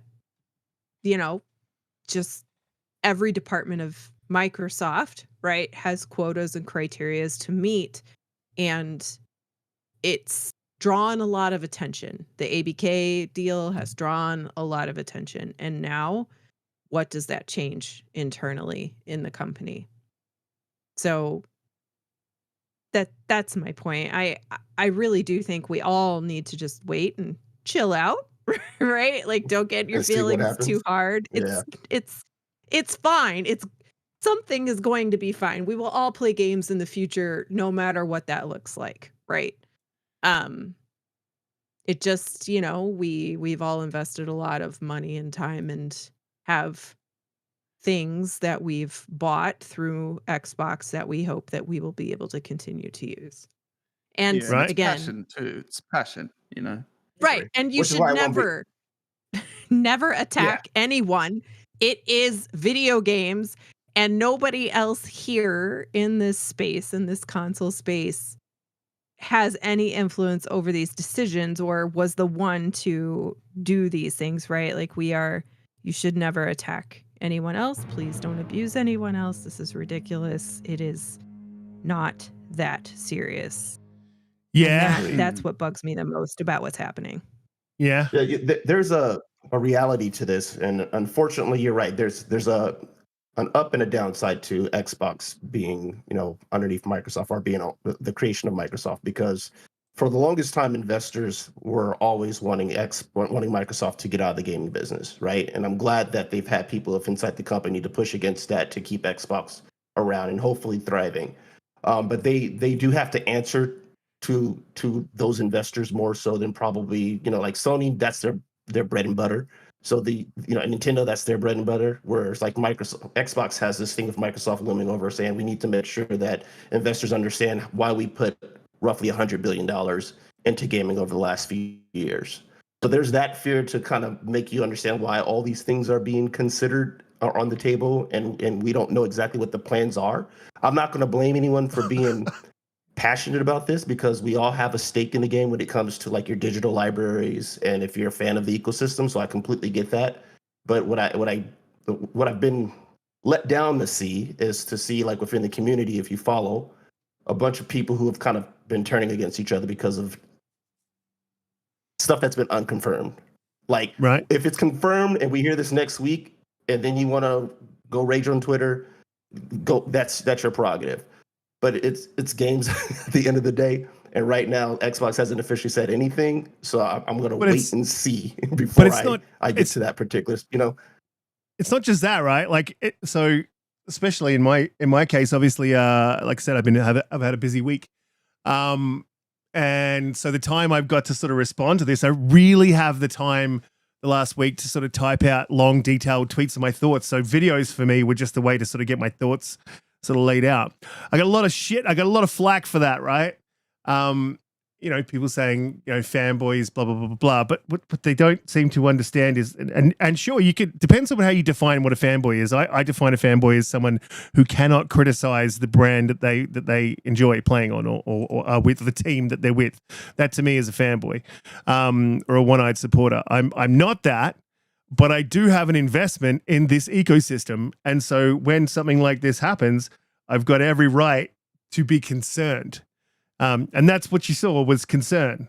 And I also believe there's a lot of people waggling fingers at other people for saying what they, their disappointment, or, and saying what you're saying, Donte, which is not wrong either. I don't disagree. But I also think that when a rumor comes out like this, if there is any chance, and especially this one because it was confirmed by multiples, if there is a chance that it is true and it is not something that you want, then as a consumer, you should speak up and you should tell them you don't want this. And so for me, that's all this whole week was about, was just getting that message out to them so that they know that I'm not going to support this, and I will publicly not support it, like, for whatever that's worth. I'm not important. I'm no one, but I think if there's a lot of no ones that all rally together and say, we don't want this, we can steer the ship back to where we want it to be, at least, have some effect. And I think it says something. Yeah. One thing before you jump in here, real quick, Garuda. Like, just wanted to clarify. I completely agree with you on that one, Riskit. Like, in no way am I talking about that consumers don't have the right to get on and online and post their opinions, especially like because we saw this happen before where there was some conversations about like they were going to make a change. I remember a while back. It was about the price of something, and then we basically Gold. online chatter picked up, and then they reversed course. So I know they are listening, and it can impact certain things. What I'm disappointed with is basically seeing people beef with each other within the community. That's the part that I'm talking about. Wait and see. You're beefing with people within the community, within the Xbox community, for something that hasn't been officially confirmed. Like, rage at Microsoft all you want if you're concerned that these things are actually coming down the pipeline. But beefing with people within the community, like, these are relationships that I've seen people who've been interacting with each other for years on Twitter. And like within a week, a lot of those have been blown up. And that's the unfortunate part. Yeah, but I think that the one thing that's kind of hard to rationalize is passion, right? Passion makes people act in ways that they, otherwise wouldn't. And I know people don't really like the analogy of likening gaming to sports, but it very much is similar when you think about it. These for many people in the community, Xbox is their team. They're rooting for Xbox. It's not just a way to play games or a platform. It's part of their persona, and that's on them for being that way. You can't say that they shouldn't be that way. It's like your favorite sports team. Some people bleed the colors of their team, and that's where some of this sort of unfortunate infighting or sort of quarrels and things are coming from. Passion is something that is very, very hard to kind of rationalize. So the only thing both sides, some people are taking this a little bit too seriously, but that's somebody's opinion. I can't go out and say, you're taking it too seriously or not, because again, quantifying passion is very, very, very difficult. But what I will say is that I'm extremely proud of the Xbox community in a lot of ways for standing up, even though it is just a rumor. It shows you that Xbox means something to a whole lot of people. And I know that the core community in the grand scheme of things is probably not very large in numbers, but they are. But what you have to remember is Xbox has used and cultivated a lot of these people in the Xbox community as free marketing. They have cultivated the backlash that they've gotten this week over the years by being so transparent and communicative with the community. So they have to take their medicine this week. They have made a lot of these guys. They've created these personas, right? They've played into this, right? They use these guys to big up the community, to big up the brand. And they've created this passion and love and support like a team. And then to be silent when there's vicious rumors about potential death of the brand. I'm going to push back. I'm going to push back on that again. They have to. Well, they look. You can't communicate a vision of what you're doing in a tweet. You just can't do that, and it's going to take. I didn't say it has to be a tweet. Look, so I didn't say it has to be a tweet. But they're not doing nothing. This is the thing. This is the thing. They're not doing nothing. Like I know for a fact that they are not doing nothing in the background, and that's not just me making an assumption. Like I know they're not doing nothing. Optically, to the average fan, it does seem like they're doing nothing though. So they've got to take their medicine this week on that, right? They should be proud of their fans this week for being so defensive and passionate about the brand. And I've seen over the last couple of days a few really disrespectful takes about the way people have reacted to this. Like, come on, man! Some of these people, they bleed this stuff. You can't say they shouldn't be acting this way. Like, it's not your right to say that, you shouldn't be passionate about this, that, or the other. And Xbox, and you know what? If Xbox had the runs on the board as far as messaging and transparency was concerned with their moves for the brand, then the reaction wouldn't be this bad. But because they do have this perceived messaging problem, nobody trusts them anymore. It didn't take much. This was the straw that broke the camel's back, right? Because they have a bad problem with communicating their moves. Everybody says Xbox has a terrible messaging problem, and this is part of the backlash as well, right? Why do we have to hear all these rumors? Why can't you just come and tell us? Like, They've, Well, they've, I'll- they've, It's a they've double-edged published sword. It's a double-edged It sword, is. though. It 'Cause, is. like It is. they It is. interact with their community where Sony don't interact with nobody. What executives true. from Sony's side interacts with their fans on Twitter? No, they don't. But You know, interacting with so it's a fans is a double-edged lot sword in different about terms your of. messaging for the brand. That Yeah, I agree, but I'm they've talking all- about like certain things you can say and certain things that probably that there is lawyers in the background that are saying, hey, we need to make sure that before someone says something about Oh, this, for sure, it needs to be for sure. full-throated, you know? So Yeah, for sure. I don't blame them for being measured to make sure they don't come out and say the wrong thing because plans and stuff can change. But when you do say something, make sure you paint a clear vision as to what it is you are doing so your fans can Yeah, have make a and decision. that's why I didn't. let's and let's that's why just I put a didn't, Dante, let's put a like pin what in this Phil real said. quick. Let's put a pin in this for 2 seconds. I'm going to go through these quick questions and quickly answer those. Before I do, guys, please hit the like button. We get 165 people here. We got 50 likes, so I'd love to get that up. If you're new, please consider subscribing. We go live every Friday. Normally, we are on camera, just having some technical issues this week, and I'm going to definitely sort that. I've been working on the show in the background when I can. This week couldn't do much. Couple of questions I want to go back to, because Garuda, I think what you're very much talking about is what Xbox needs to do now. They're not going to come out before the week and say anything. So, and they are, look, there's stuff going on in the background. They're working on this. And I also don't think they knew exactly where they were, and they got sort of a little bit taken by surprise because they were obviously having conversations and nothing was set in stone. And they're like, shit, well, if you didn't have anything set in stone, how can you make a tweet to say this is what's happening when you don't know yourself until you've sat down and had time to and yeah, it's their fault. They obviously should have had decisions made and been following a path before they got to here. But there's always times when a business steps back and looks at what it's doing and going and thinks about, is this the way forward or should we do this? So I don't begrudge them that either. Top Cat with the 1965, he said, if this was Sony, you guys wouldn't be so mean to people like me. I had stroke and Sony Easter. For me, there's worse things like a president that doesn't know what day it is. I think that was a joke because it sounds like he had a stroke. I didn't understand that at all. So definitely it was a joke. Yeah. Good one, man. Good one. Mark, Master of the Reef. Like Joe Biden, is that you?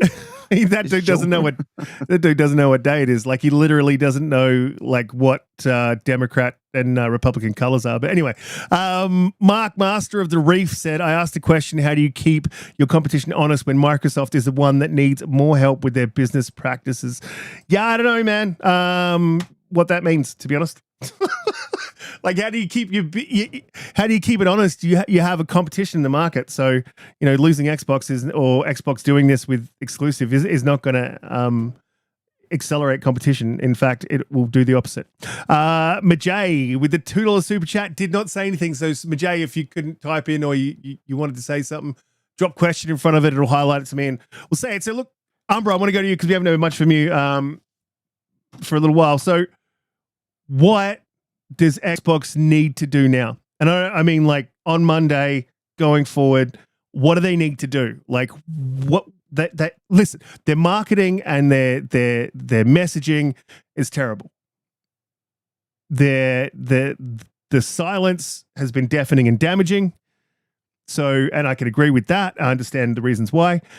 But all this aside, to bring everyone back into the fold, we've seen plenty of people, voicing their displeasure, big creators. What do they need to do to get everyone back? One of two things. If it's not happening, they're going to have to reassure us. It's probably, hopefully, just going to be something like a Sea of Thieves, Hi-Fi Rush thing. That'd be really crazy if it's just those two. Again, I don't believe that's the case because they would have just said that and said, no, it's just the rumors you heard about those may have been true. Those two are true. We are considering bringing those through. The other things are not true, right? They would have done that. They didn't do that. So they're going to have to reassure us, for one, that this platform is not going anywhere, because having those games go to every platform, at least the major competition between, well, I said it right the first time, going to every platform because they're considering Nintendo as well. It just doesn't spill. Like, they're going to make a lot of money, sure, at the end of the day, right? But it threatens the platform stability on our side as consumers. That's the problem. It threatens us getting games that we normally have trouble getting already. It creates a lot of problems. So they're going to have to reassure us, for one. Or two, maybe it's all true. And it's the terrible news of Starfield going over to PlayStation happens to be correct. Halo going over multiplayer, at least, is correct. Indiana Jones, Blade, all going over. Full slate. No, God, right? please, no, no. Yeah, let's say that happens to be the case for Doomsday scenario. These bugs are, by the way, on your behind, boy. I want to play it now. But yeah, they ate you up. Yep, that's what you get. So now let's say it's Doomsday. Let's say it's Doomsday. Now they can't just reassure us. Now they're going to have to give us a new direction to make us accept what they're giving us. So what do? To me, it goes back to the whole Steam thing again. I said this on the show the other day. They're going to have to give us something if they're taking away that much. It can't just be, we're giving this all to them and, hey, guys, accept that. Nope, because we're not going to accept it by and large. Most of us are just not going to accept that, you know. So it's going to have to be something. It's got to be a give and take. They're going to have to give us a reason outside of words why this makes sense. And it's going to have to be something tangible. You know what I mean? So it's got to be something. It's got to be something big. We're hearing rumor. I talked with Tim. I was the co-host for his space. Shout out to Tim Dog, and you know, but I was co-host for his space a day or two ago, and he told me, as I asked him, and I seem to be really good at like the rumor whisperer somehow. By the way, I noticed that, but I talked with him in his space, and I confirmed with him that his sources told him Monday would be the day that they address us. It wouldn't be Tuesday or whatever, but Monday, allegedly. I guess it doesn't really matter. We'll hear it next week regardless, right? But he said Monday, and his sources told him that they'll be showing new hardware on that day.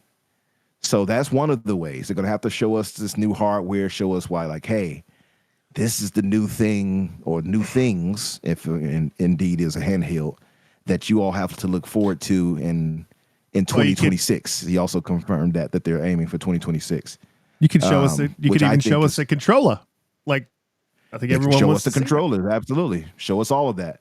2026 still seems very too soon to me. I don't know if I'm alone in that. I feel like that's too soon. Yeah. I don't think I guess it's because we just haven't got the tools yet, but it feels like we have not been in this generation long enough to me.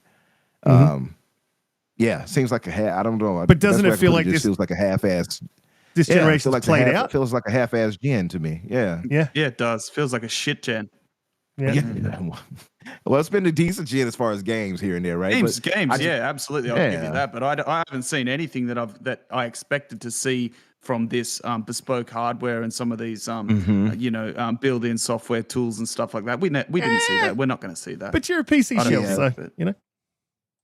Yeah, but my heart's still with Xbox, obviously, man, you know. Well, you forsaken us and went to PC, so we cannot take No. Xbox forsaken us first. That's why I left. I Cannot knew be that the trusted. writing was on the wall. I'm sick of feeling like a second-class citizen when I was a console gamer, bro. Listen, you're not wrong there. You're not wrong there. And emotional, damn it.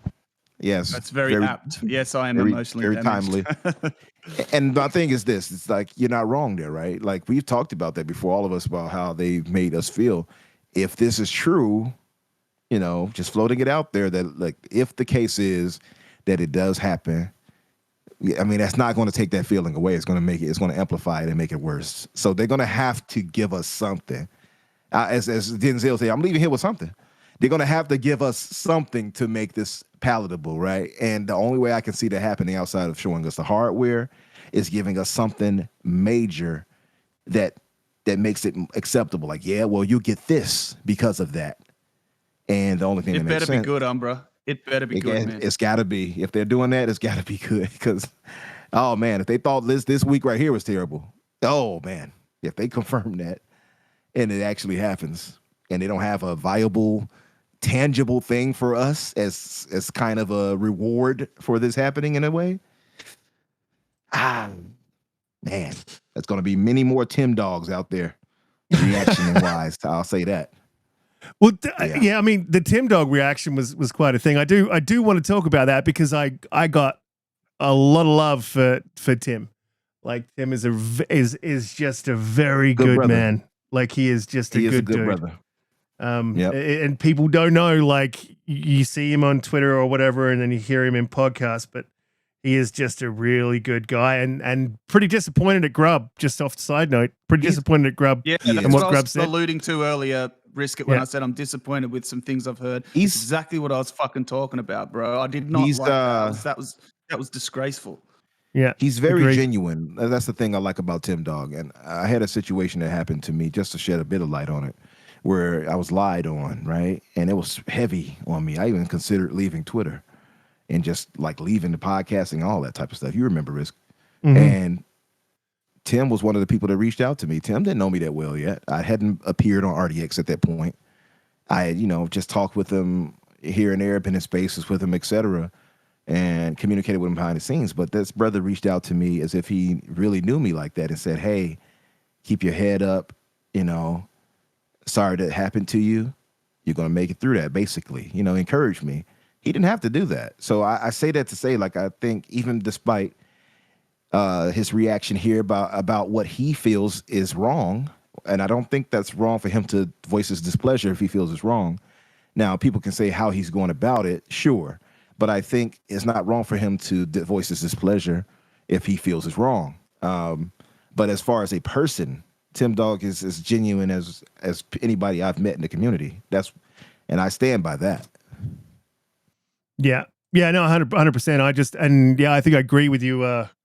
One of you guys said, I won't say who, said that I think that Grub owes him a public apology. I really think he does. Like to say that And Clobril, man.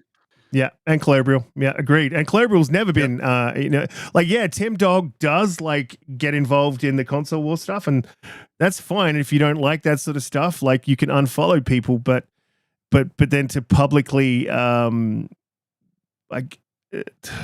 do you call it?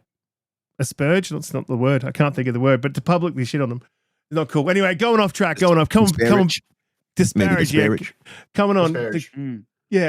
Coming back on to track. I'm going to go to you, Donte. What does Xbox need to do? What do they have to do to get the community back on track, to get the brand back on track, to build the trust again? And I know you guys in the chat, you guys are all probably hardcore and you have the trust and you're still with them, and that's cool. There's a lot of people who don't. So to bring people back into the brand, what are we doing, Donte? What do we need to do?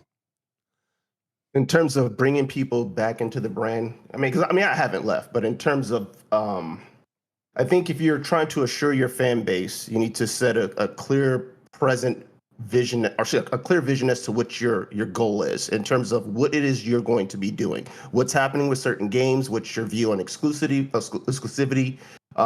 You need to answer some of the questions of the things we've been hearing over this week from some credible sources who've reported for you guys. Because like before, we've listened to these sources who gave information and it turned out information was correct. So like they're if it turns out none of this information is correct, then you've basically kind of damaged some of the people that I've seen execs on their shows talking to them. So it makes it seem like, hey, this person should have some idea as to what they're talking about, right?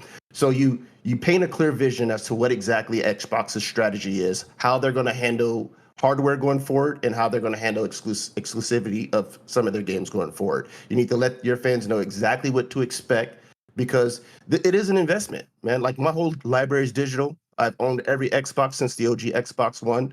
I play on PlayStation sometimes too, but I haven't bought one for this gen because, like I said, that machine's a monstrosity.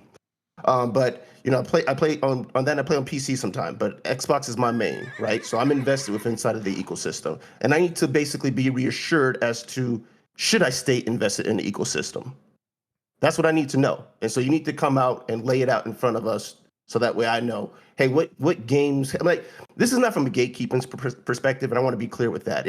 I don't care about the idea of certain games like Starfield going to PlayStation. Me personally, I don't. If they get to experience that and it's better for the game's success, that we get like a better sequel later down the line, I'm completely cool with that. But what I do care about is how the platform itself is going to be going to perform, meaning the console space, because I'm a console gamer. So I care about if you're making everything exclusive where third parties are not paying attention to the console as much, meaning I'm getting less games on the Xbox that I could purchase, and then I have to go play them elsewhere, so I can't get my achievements and things like that to carry over. I care about that. I care about hurting the brand.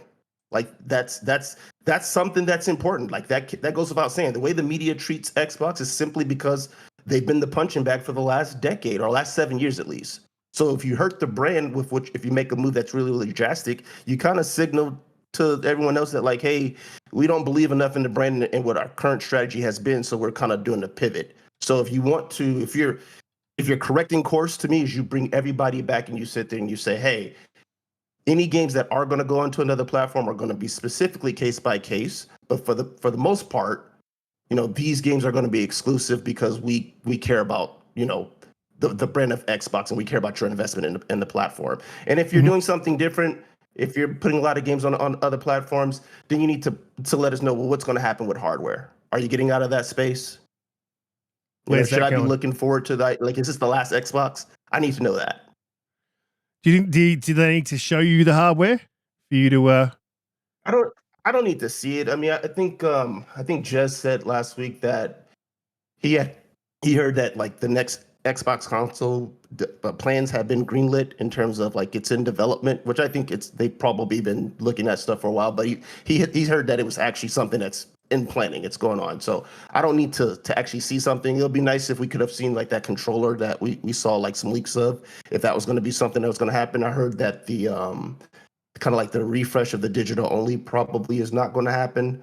So, like I don't need to see something new. Like if I'm personally not expecting anything until like 2026, 2027 in terms of a new console, but I need to know that something is still happening. Like the console is still important to Xbox. Hardware is still important to Xbox. Having a premium device for me to play on locally is still important, because cloud and that stuff's just not there. It sounds great to say play anywhere, put it on any device, on on your TV, on your cell phone, but that's not a target audience for me. When I play games, I play directly in front of my TV on my console, and so that's speak to me in that regard. Speak to the person who's bought every Xbox and the refresh version of something, who bought the Series X and the One X and all that stuff. Like speak to that group of people who've been there with you since day one, and who always purchase your product, and tell them if that's still going to be a thing. That's all I need to know. Mm-hmm. No, I heard someone say something pertinent on Twitter earlier today. I think it was they were saying it sort of feels like Xbox isn't worried about the people they have. It's the other players that they want, and they spend time focusing heavily on that and not enough on the player base they have. And I guess I can't disagree with that. I mean, I guess you could argue that point with Game Pass and the games that we've had, and I guess the hardware. Like, there's lots of reasons you could argue that point, but it doesn't feel that way right now. Blue, what does Xbox need to do for you to give you that trust back? What do you need to see from them on Monday? That's really a good question. I'm just not. I don't know if it's my job to tell them I need to see this or that, right? Like, it's their job to keep me as a consumer trusting in the brand and ready to move forward with it. I guess to Dante's point, and probably what would be on my list of I would like to see, or I think is important, is if you have plans to port any games to other consoles, I need to know like, if it's published by, or if it is this kind of game, or what if it's going to be a case by case basis as it was laid out before, then it would just be nice to know what the conditions are around that quote unquote case to case basis. That's it. I mean, beyond that, hardware, I like Xbox hardware. I have no issues with it. I really thought that dang controller would come out this year. I'd be super bummed if it, took another year. But it's really about I don't think it will. Where are we going? What's the plan? I think that controller's gonna come out this year, and I hope it's in Design Lab. I don't know about that. Riskit, is that a leak? I think they said it would be. I think they said it will be Design Lab. I think they said there will be Design Lab in the leaks we saw. We're talking about the one with the haptics in it, right? Yeah. I believe they said it in the leaked documents that it would be Design Lab as well. I hope so. Yeah. But Donte, you were asking Riskit, was that a leak? Riskit, you want to address that? Yeah. Was that a leak? That is coming out this year? That controller? Not putting you on the spot, brother. I believe that it's coming out this year. Answer us. I can't say. Say no more. I can't say anything else. Say no more. I believe it's coming out this year. Talk. Garuda. Like that, man. Now talk. What does Xbox have to do to? And you've left, so you left the ecosystem. No, wrong. You- I left the console. I am still very much in the ecosystem. You hate Xbox. No, I'm gay. Look. You left. No, You I left. wish I did. You left the console. You were pissed. You were pissed at Starfield having 30 FPS, and I gave you all manner of shit for that. But let's say, so one, what do they need to do Monday? And say the next console's coming down the pipe, right? What do they need to do to convince you to get rid of that monstrosity of a PC and come back home?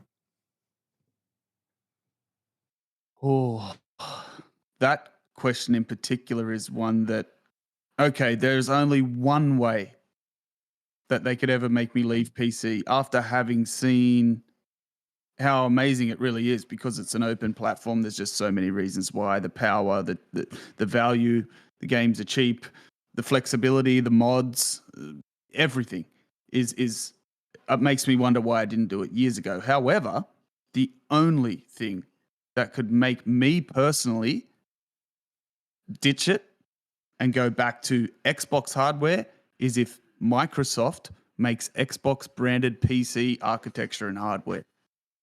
And I think that is a way that you could get Steam, which would include PlayStation games, onto Xbox hardware. That would, and as unlikely as it would be for Microsoft to bring out PC hardware, that is a way that you could sort of make it multi-platform, and you could make it infinitely scalable, and you could still have it branded. That would be the only way to get me back. However, that won't happen, I don't think. So what I want from Xbox and Microsoft next week is I want a clear roadmap moving forward and a definition of why we should stay invested in an Xbox console, what the plans are for Xbox hardware moving forward, and a reaffirmation that Game Pass is not going to change as far as day and date, and that all ABK games are going to hit Game Pass day one, including COD, because some of the scary rumors are that Game Pass is going to be diminished in some form, or that COD might skip, or that this game might skip, or there's going to be like delayed games to Game Pass 3 months after launch, all this shit. They've got to put that to bed. Game Pass must not change. And they need to make a renewed dedication to messaging and transparency moving forward. And that the Xbox brand is not just going to become third party. They've got to we need confirmation on these things moving forward. We can't have it so that when every game is announced, we're going to go back through this speculation bullshit. We have to have clearly defined metrics for when and where these games move to other platforms. And Game Pass must not change. Day one, whole slate. So including everything ABK? Everything ABK must.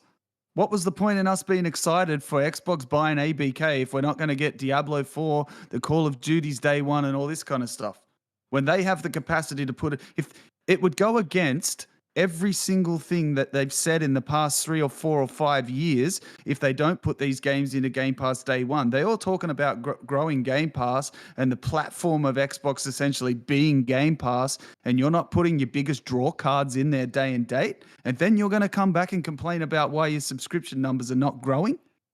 No way, man. They've got some huge cards in the vest that they haven't played yet.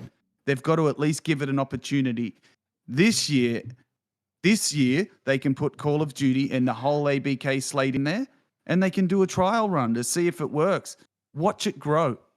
Okay, next year, if it doesn't fucking work, then we can talk. But don't throw the baby out with the bathwater when you haven't even tried it yet. You need to reaffirm to me that the new Call of Duty that's going to release in November or whatever it is, that's going to be there. And I would like them to say, here's the whole ABK slate. Here it is. Sea of Thieves and Hi-Fi Rush and a couple of other games are going. You know, that's a good point. That's I want a good confirmation. You make a good Can point. I question? I don't think you're going to get it, but yes, go on. Yeah. I Can I know, pose the I don't question? think either. Yeah. So say Monday or whenever next week that they have their business event.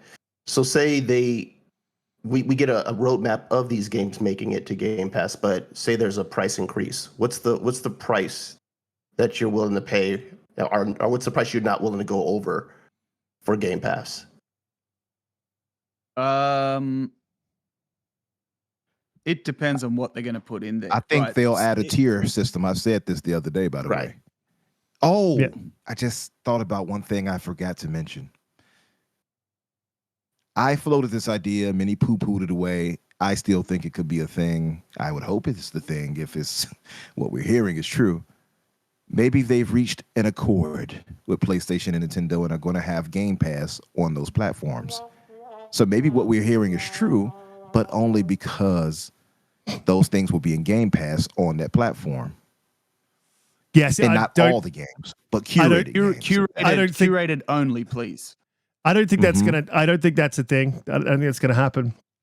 I really don't. I don't see PlayStation doing it. I can see Nintendo having a version of Game Pass over there, but I don't think that's gonna happen. But so for me to respond to my own question, so first of all, that's not gonna happen. They're not gonna come out and they're not gonna say these games that are like this are going here, and these games that are like this are going here. I think the best version of that you're likely to get is all of our gas games will be considered, and we will keep these games exclusive. And I think they do need to do that, but they have to do that. I would look at PlayStation and say that they've been non-communicative and they've got really no games first party coming out, and they haven't said a thing, and their fans aren't down their throat. But also, their messaging hasn't been all over the place, and there is no chance that you see a PlayStation exclusive come to Xbox. So I think we're in fair territory questioning Xbox and having expectations. I think they need to give us a promise on hardware, at least for the next generation. And if that promise does not extend beyond the next generation, I need to know my library is safe. That's what I need to know. So I need to know that the Xbox ecosystem as it exists on console will be there if the console goes away. That's what I need to know, because that was my concern, which is why I kicked up so hard on Twitter. Because I've invested, as I said, yes, hundreds of thousands of dollars. Like my partner, Mrs., freaked out when she saw that video because she's like, hundreds of thousands of dollars. I'm like, babe, I've been in this ecosystem since 2000. I've bought multiple consoles. So that's where all that money went? I thought you had a mistress. I bought multiple consoles. I've bought multiple special edition games. I've bought multiple controllers. I mean, I'll include the flights out to the LA. Like, all of the money that I've spent on gaming has been in and around the ecosystem, and it's in the hundreds of thousands of dollars. And I need to know that my investment was worth it and that it doesn't just stop one day. And that's what I was concerned about. And I can tell you this, I'm not concerned about that anymore. I was. But there's some stuff flying around that that gives me a what's the word for it? I feel Optimism. safe. I feel safe with the ecosystem now that I've heard what I've heard. So for anyone that is worrying about their library, don't. It's pretty safe. And I think that they need to show some hardware. Like I know that maybe it's not ready. And I think someone was just saying, just give it to us on a bit of paper. Like, fine. Why don't you do and this is ill-fated, so I shouldn't say it like this, but why don't you do a factions reveal like they did on the Jeff Keighley and just have a picture up of a console and say it's coming? Like that'll do. That was ill. I feel like even a steel would do just fine. They don't even have to be there. Just I think an image of it would do more than fine for us. Yeah. But the thing is, they're gonna have to have an outline plan still. They can't just be like, oh, here, look. Yeah. Got some new hardware coming your way. Give us a compelling reason to buy it. Yeah. Yeah, and give us a little bit of they've got to create a safe environment for you to want to spend money in. Mm-hmm. And if you don't have a safe environment to spend that money, you're not going to. But I mean, I will. But I'm just talking about the casuals out there. The casuals, if they see any of this, and probably thank God that a lot of them don't pay a lot of attention, but all they see is the outskirts drama that you get with the media, and they're like, Xbox bad again. That's what they see. Xbox bad again. Xbox bad again.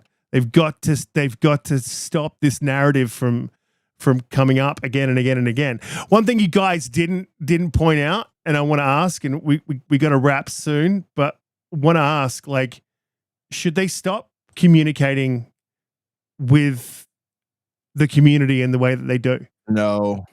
The parasocial nonsense that everybody seemed to have learned this past week only.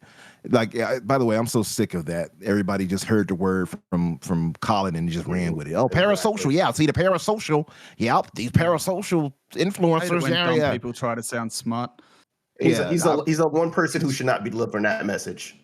Well, true. That's true. But also the same, I agree with you. But like then seeing everybody parrot it, no, yeah, parasocial, it just comes off as so disingenuous and hateful. Like I think the people who are really saying it are typically the people who don't get interacted with. That's the thing. And I think, and I've said it before, I think we've all said it before, I like that Xbox and the people within it, rather, the Phil Spencers, the Aaron Greenbergs, the Sarah Bonds even, and when she was there, the Lulus, the Lulu Ching Messervies, who would actually communicate and talk with us. Now, Lulu, of course, wasn't as connected with that situation, but you know what I mean. The fact that they don't look down from the ivory tower like, oh, I can't talk to you all. That's how PlayStation treats our Hoof brothers, though. They get left like that, and that's why I think a lot of this saltiness is stemming from. Yeah, from that's why they're arrogant, bro. Absolutely. But I like the fact that they'll communicate with us. I think that's a positive. And you know what? There's a level of toxicity in the other communities that's the same as this one, right? Like it's what the engagement. I think they really enjoy the engagement. And as fans, we enjoy the engagement. But, just like anything in life, like people with the sports teams, like Garuda was talking about, right? You have to understand the relationship that it is, right? You have to be healthy about your mental wellness and how you interact with people, and understand that this is a very cool, special, unique thing. But we don't know these people. We're all trying to be part of a community and, share experiences. But let's, you have to keep it real with yourself. Right. I think they're the interactions that I have had, I think they're very genuine people. But like you say, they run a business. Like they're not telling you anything that's not true. They're not trying to, and yes, it's great marketing for them, and we do a lot of marketing for them, and we all do. But then you hear these PlayStation guys talk about it like they don't do it. There's PlayStation podcasts aplenty out there, and they're doing exactly the same thing. Colin's doing exactly the same thing. Colin has built his empire off the back of access journalism. Like, that's a fact. And what we're talking about when we talk about talking to, the leadership is, and the people within Xbox and how communicative, that's access. They're giving you access to them. And it's no different. And for Colin to you know how many to come out and poo-poo that, his whole empire is built on that. And so he better it's a little hope bit this shit isn't true, disingenuous. because he's going to have nothing to talk about, man. Yeah. All he does is talk about Xbox. Yeah. He'll bloviate silly about because- something. You know how many spaces I've heard today alone, let alone the rest of the week, where there's been a lot of Sony people who have said, if I had the opportunity to sit down with Jim Ryan and eat breakfast with him or shake his hand or whatever, of course I would do it, right? So The fuck? it's not like it is something that's in a bubble, right? Like, everybody would love the opportunity to speak to somebody in the industry. Period. Full stop. Mm-hmm. We also got to be Um, realistic about something too. Social engagement for Xbox, in a sense, kept them afloat for a bit. Because there's I just agree. negative information after negative information after the Xbox One gen, right? Like that, it's like you didn't have anything in the Twitter sphere to kind of be a thing to promote Xbox, but social engagement with the fans, you at least solidified that kind of keeps you afloat until you basically get the corporate side or the exec level of Xbox to say, yeah, let's make Microsoft, sorry, let's make a higher investment in gaming, right? Going to Phil and having that conversation and Phil convincing Satya as to why they should not get out of gaming, and then saying, okay, great, we're going to go ahead and give you more money so you can acquire more studios and you can try to compete. So that social engagement kind of kept them afloat. At the end of the day, they are a business, so people you have to balance that as a fan of the product as well as a fan of the brand to understand that they don't owe you anything except for to provide you a product, right? To allow you to have access to your games, but they don't owe you specific things that we feel we're entitled to. We want to hope that we get the things that we want, but there might be some realities that don't quite fit with what we want, and we have to be aware of that. So. Mhm. I don't think they should reverse course or change that, because that's been kind of what's got them to be who they are over the last 7 years, especially having that engagement on Twitter. But maybe they'll be a little bit more conscious as to how much they do it, because of seeing some of the reactions this week from some in the community. No, I Yeah. think you're absolutely right. That's actually very fair, because, and I think because of that, the reason why it's been a lot of grassroots push from the community. I think that's why we're so entrenched and so intertwined with the business side of things as much as we are, because now we feel like we are a part of that to some degree. That's why you get so much passion from people like a Claude Brill, who will spend his time making these graphs and things like that, which Xbox will officially use even. You know what I mean? Now, some people will argue, oh, you're doing free whatever for them. But why do you care if somebody's doing something with their own time and expertise? Yeah. Let them do that, Exactly. So I agree with you. It's definitely it's been a grassroots thing. And I think that's what has, really kept us, and so as I guess is this parasocial thing that people keep using all the time. I think that's what really ingratiated us into this relationship we have with these execs and stuff like that. Honestly, I think you're right. And now Enigmatic, I always have problems saying your name, brother. Enigmatic. Somebody help me with this name, because I keep flubbing. Enigmatic. Enigmatic. Dreams. In my head, I say it right, but out loud, I'm enigmatic. Enigmatic dreams. He said, "What will happen if they spit in the Xbox community face? Xbox will get the Bud Light treatment from his fans. 100%, 100%. If they would deserve it. messed up, yeah, and they will deserve it absolutely. If they mess that up, they're definitely going to get the Bud Light treatment. Yeah, 110, 100%, brother. 110%, and they agree. They would deserve it at that point. Look, we got to wrap. It's been a hell of a week, hell of a depressing week. We didn't have much positives to talk about. but I will just sort of end on this note, and then we'll do the outros. Is that don't forget, like, this is all about gaming, and when you look at Xbox, the games are coming down the line. This year's looking good. Next year's looking better. As long as the games keep coming, I'll still be there. Anyway, let's wrap. Donte, great to have you back, man. Please let people know where they can find you, what you'll be up to this week, and what you're looking forward to. Something positive. Hey, thanks as always. Happy to be here.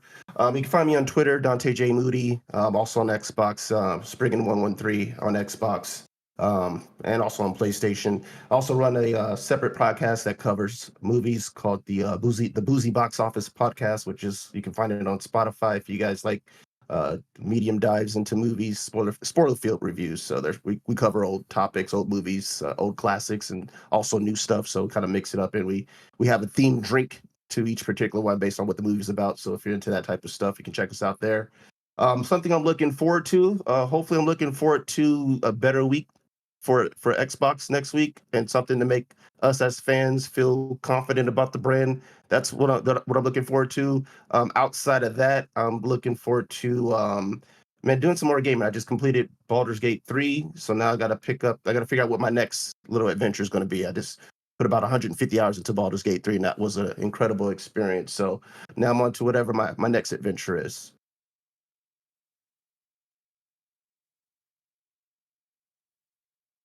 Riskit disappeared into the ether. I know. Riskit. Garuda, welcome back. Yeah, he shared that about the controller. Yeah, they got him.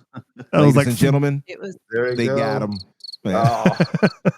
Garuda, did you Garuda, already go out and say? Welcome back, man. Thanks for coming through. And I was on mute. Apologies for that. Let people know where they can find you. And if you want to find these guys, they will be down in the description, including the Boozy podcast, box office podcast. So head down there, click the links. Boozy box office. Yeah. I like the theme drink idea, by the way. That's cool. I like that. Garuda, let the people know where they can find you. What you'll be up to. Yeah. And something positive. Yeah. Look, I'm actually planning to end this up very positive. I know I've been a little bit harsh throughout, but it's been a passionate week, and it's been hard. But I think it comes from a lot of it comes from the love of the brand, and we just want to see it do well and follow through with what we've kind of been promised. But look, I'm Garuda_intruder on Twitter. I don't have any YouTube stuff going just yet. That's been put on delay for a couple of fairly big life reasons. But look, I've been a bit burnt out and on a bit of a gaming funk ever since after Starfield. So I've been a little burnt out on AAA stuff. So I've been getting into some smaller indie games. I finished up Sea of Stars, which is fantastic. And I grew up in the 16-bit era and loving JRPGs, and it just really harkens back to Chrono Trigger, one of the best 16-bit JRPGs ever. It really does remind me of that game, and it started a little slow, but it when I got into it, the story got really fantastic, and I started to see why it got the good reviews it did have, and it has a couple of different endings, and I did all the little bits and pieces to get the good ending, and I loved that game. The game is fantastic. If you grew up on the Super Nintendo era with JRPGs, just go and play it. It's great. And then I did a little bit of investigation into that studio, Sabotage, to see what else they've made, and they made one other game, The Messenger, back in 2018, which is very much a side-scrolling kind of Metroidvania, and I found out that it's in the same universe as Sea of Stars, and it's actually a sequel. Like Sea of Stars is a prequel, and if you play that game, even though they're totally different genres, The Messenger, you will see a lot of things that tie into Sea of Stars. So anyone who did like Sea of Stars and you like Metroidvanias, I strongly suggest checking out The Messenger. You're like a ninja guy. You're being Jeff Keighley. It's an amazing game. You're being Jeff Keighley. Yeah, sorry. Yeah, sorry, bro. But anyway, it's a great game. Go play that if you like Sea of Stars. Story ties together. Yeah. Okay, you're good. So I got like 2 minutes to get out of here. Umbra, fantastic week. Bad. No, you're all good. Umbra, fantastic week. Let people know where they can find you, what you'll be up to. If you do want to find anyone, go down in the description, guys. Umbra. Yes, I was almost kidnapped. Now, yeah, guys, thanks for coming through. Garuda and Donte, thank you both for being here with us. Thank you, chat, for holding us down and supporting us. You can find me on Twitter, X as Infinite Umbra or Umbra Infinite. You'll find me either way. My link to my channel for the fix is in the chat. If you all rock with a brother, go and subscribe to a brother. With myself and Danny McGee, we try to have a really good show every Thursday. If I'm not knocked out, you will find me there. I'm not asleep. No, but seriously, come by and support us over there. You also find me Tuesdays at 12 Eastern on Boom's Xbox Factor show. And, of course, here with the family. So thank you all for being here with us and such beautiful compliments that you all paid in the chat and just keeping the chat rocking as you do. It's good to have genuine people that's actually there to watch you and not bots that you paid, people have paid to make their channel seem inflated and like they have something going on. So thank you all. Oh, I don't know who you'd be referring to there. Blue. Got to keep an eye out My for those lips are bots. sealed. When you go into a chat and there's like, 2 people talking, there seems to be 100 people there and there's not. Blue, let people know where they can find you and what you'd be up to, and try not to get yourself keeled. Hello and goodbye, everyone. You caught me off guard. No, I am manifesting from this point that next week when we all sit down and chat, it will be with laughing and joy and just laughing at how dumb and silly the last week has been. Until then, I am ThatBlueNumber on Xbox, PlayStation, and Nintendo Switch and Steam. I think I'm something different on Steam. But anyway, and on Twitter, ThatBlueNumber. So come find me. And then on Tuesday nights, I'm with the Renegade Realm podcast at 5 p.m. Central on YouTube. The Renegade Realms podcast. Fantastic. Yeah, guys, obviously you can find me all over Twitter. Links are in the description. Head down there. Yeah, have a good week. Hopefully Monday brings some good news and we got some positive stuff to talk about next week. But until then, guys, thanks for watching. See you next week. Bye. Bye, the family.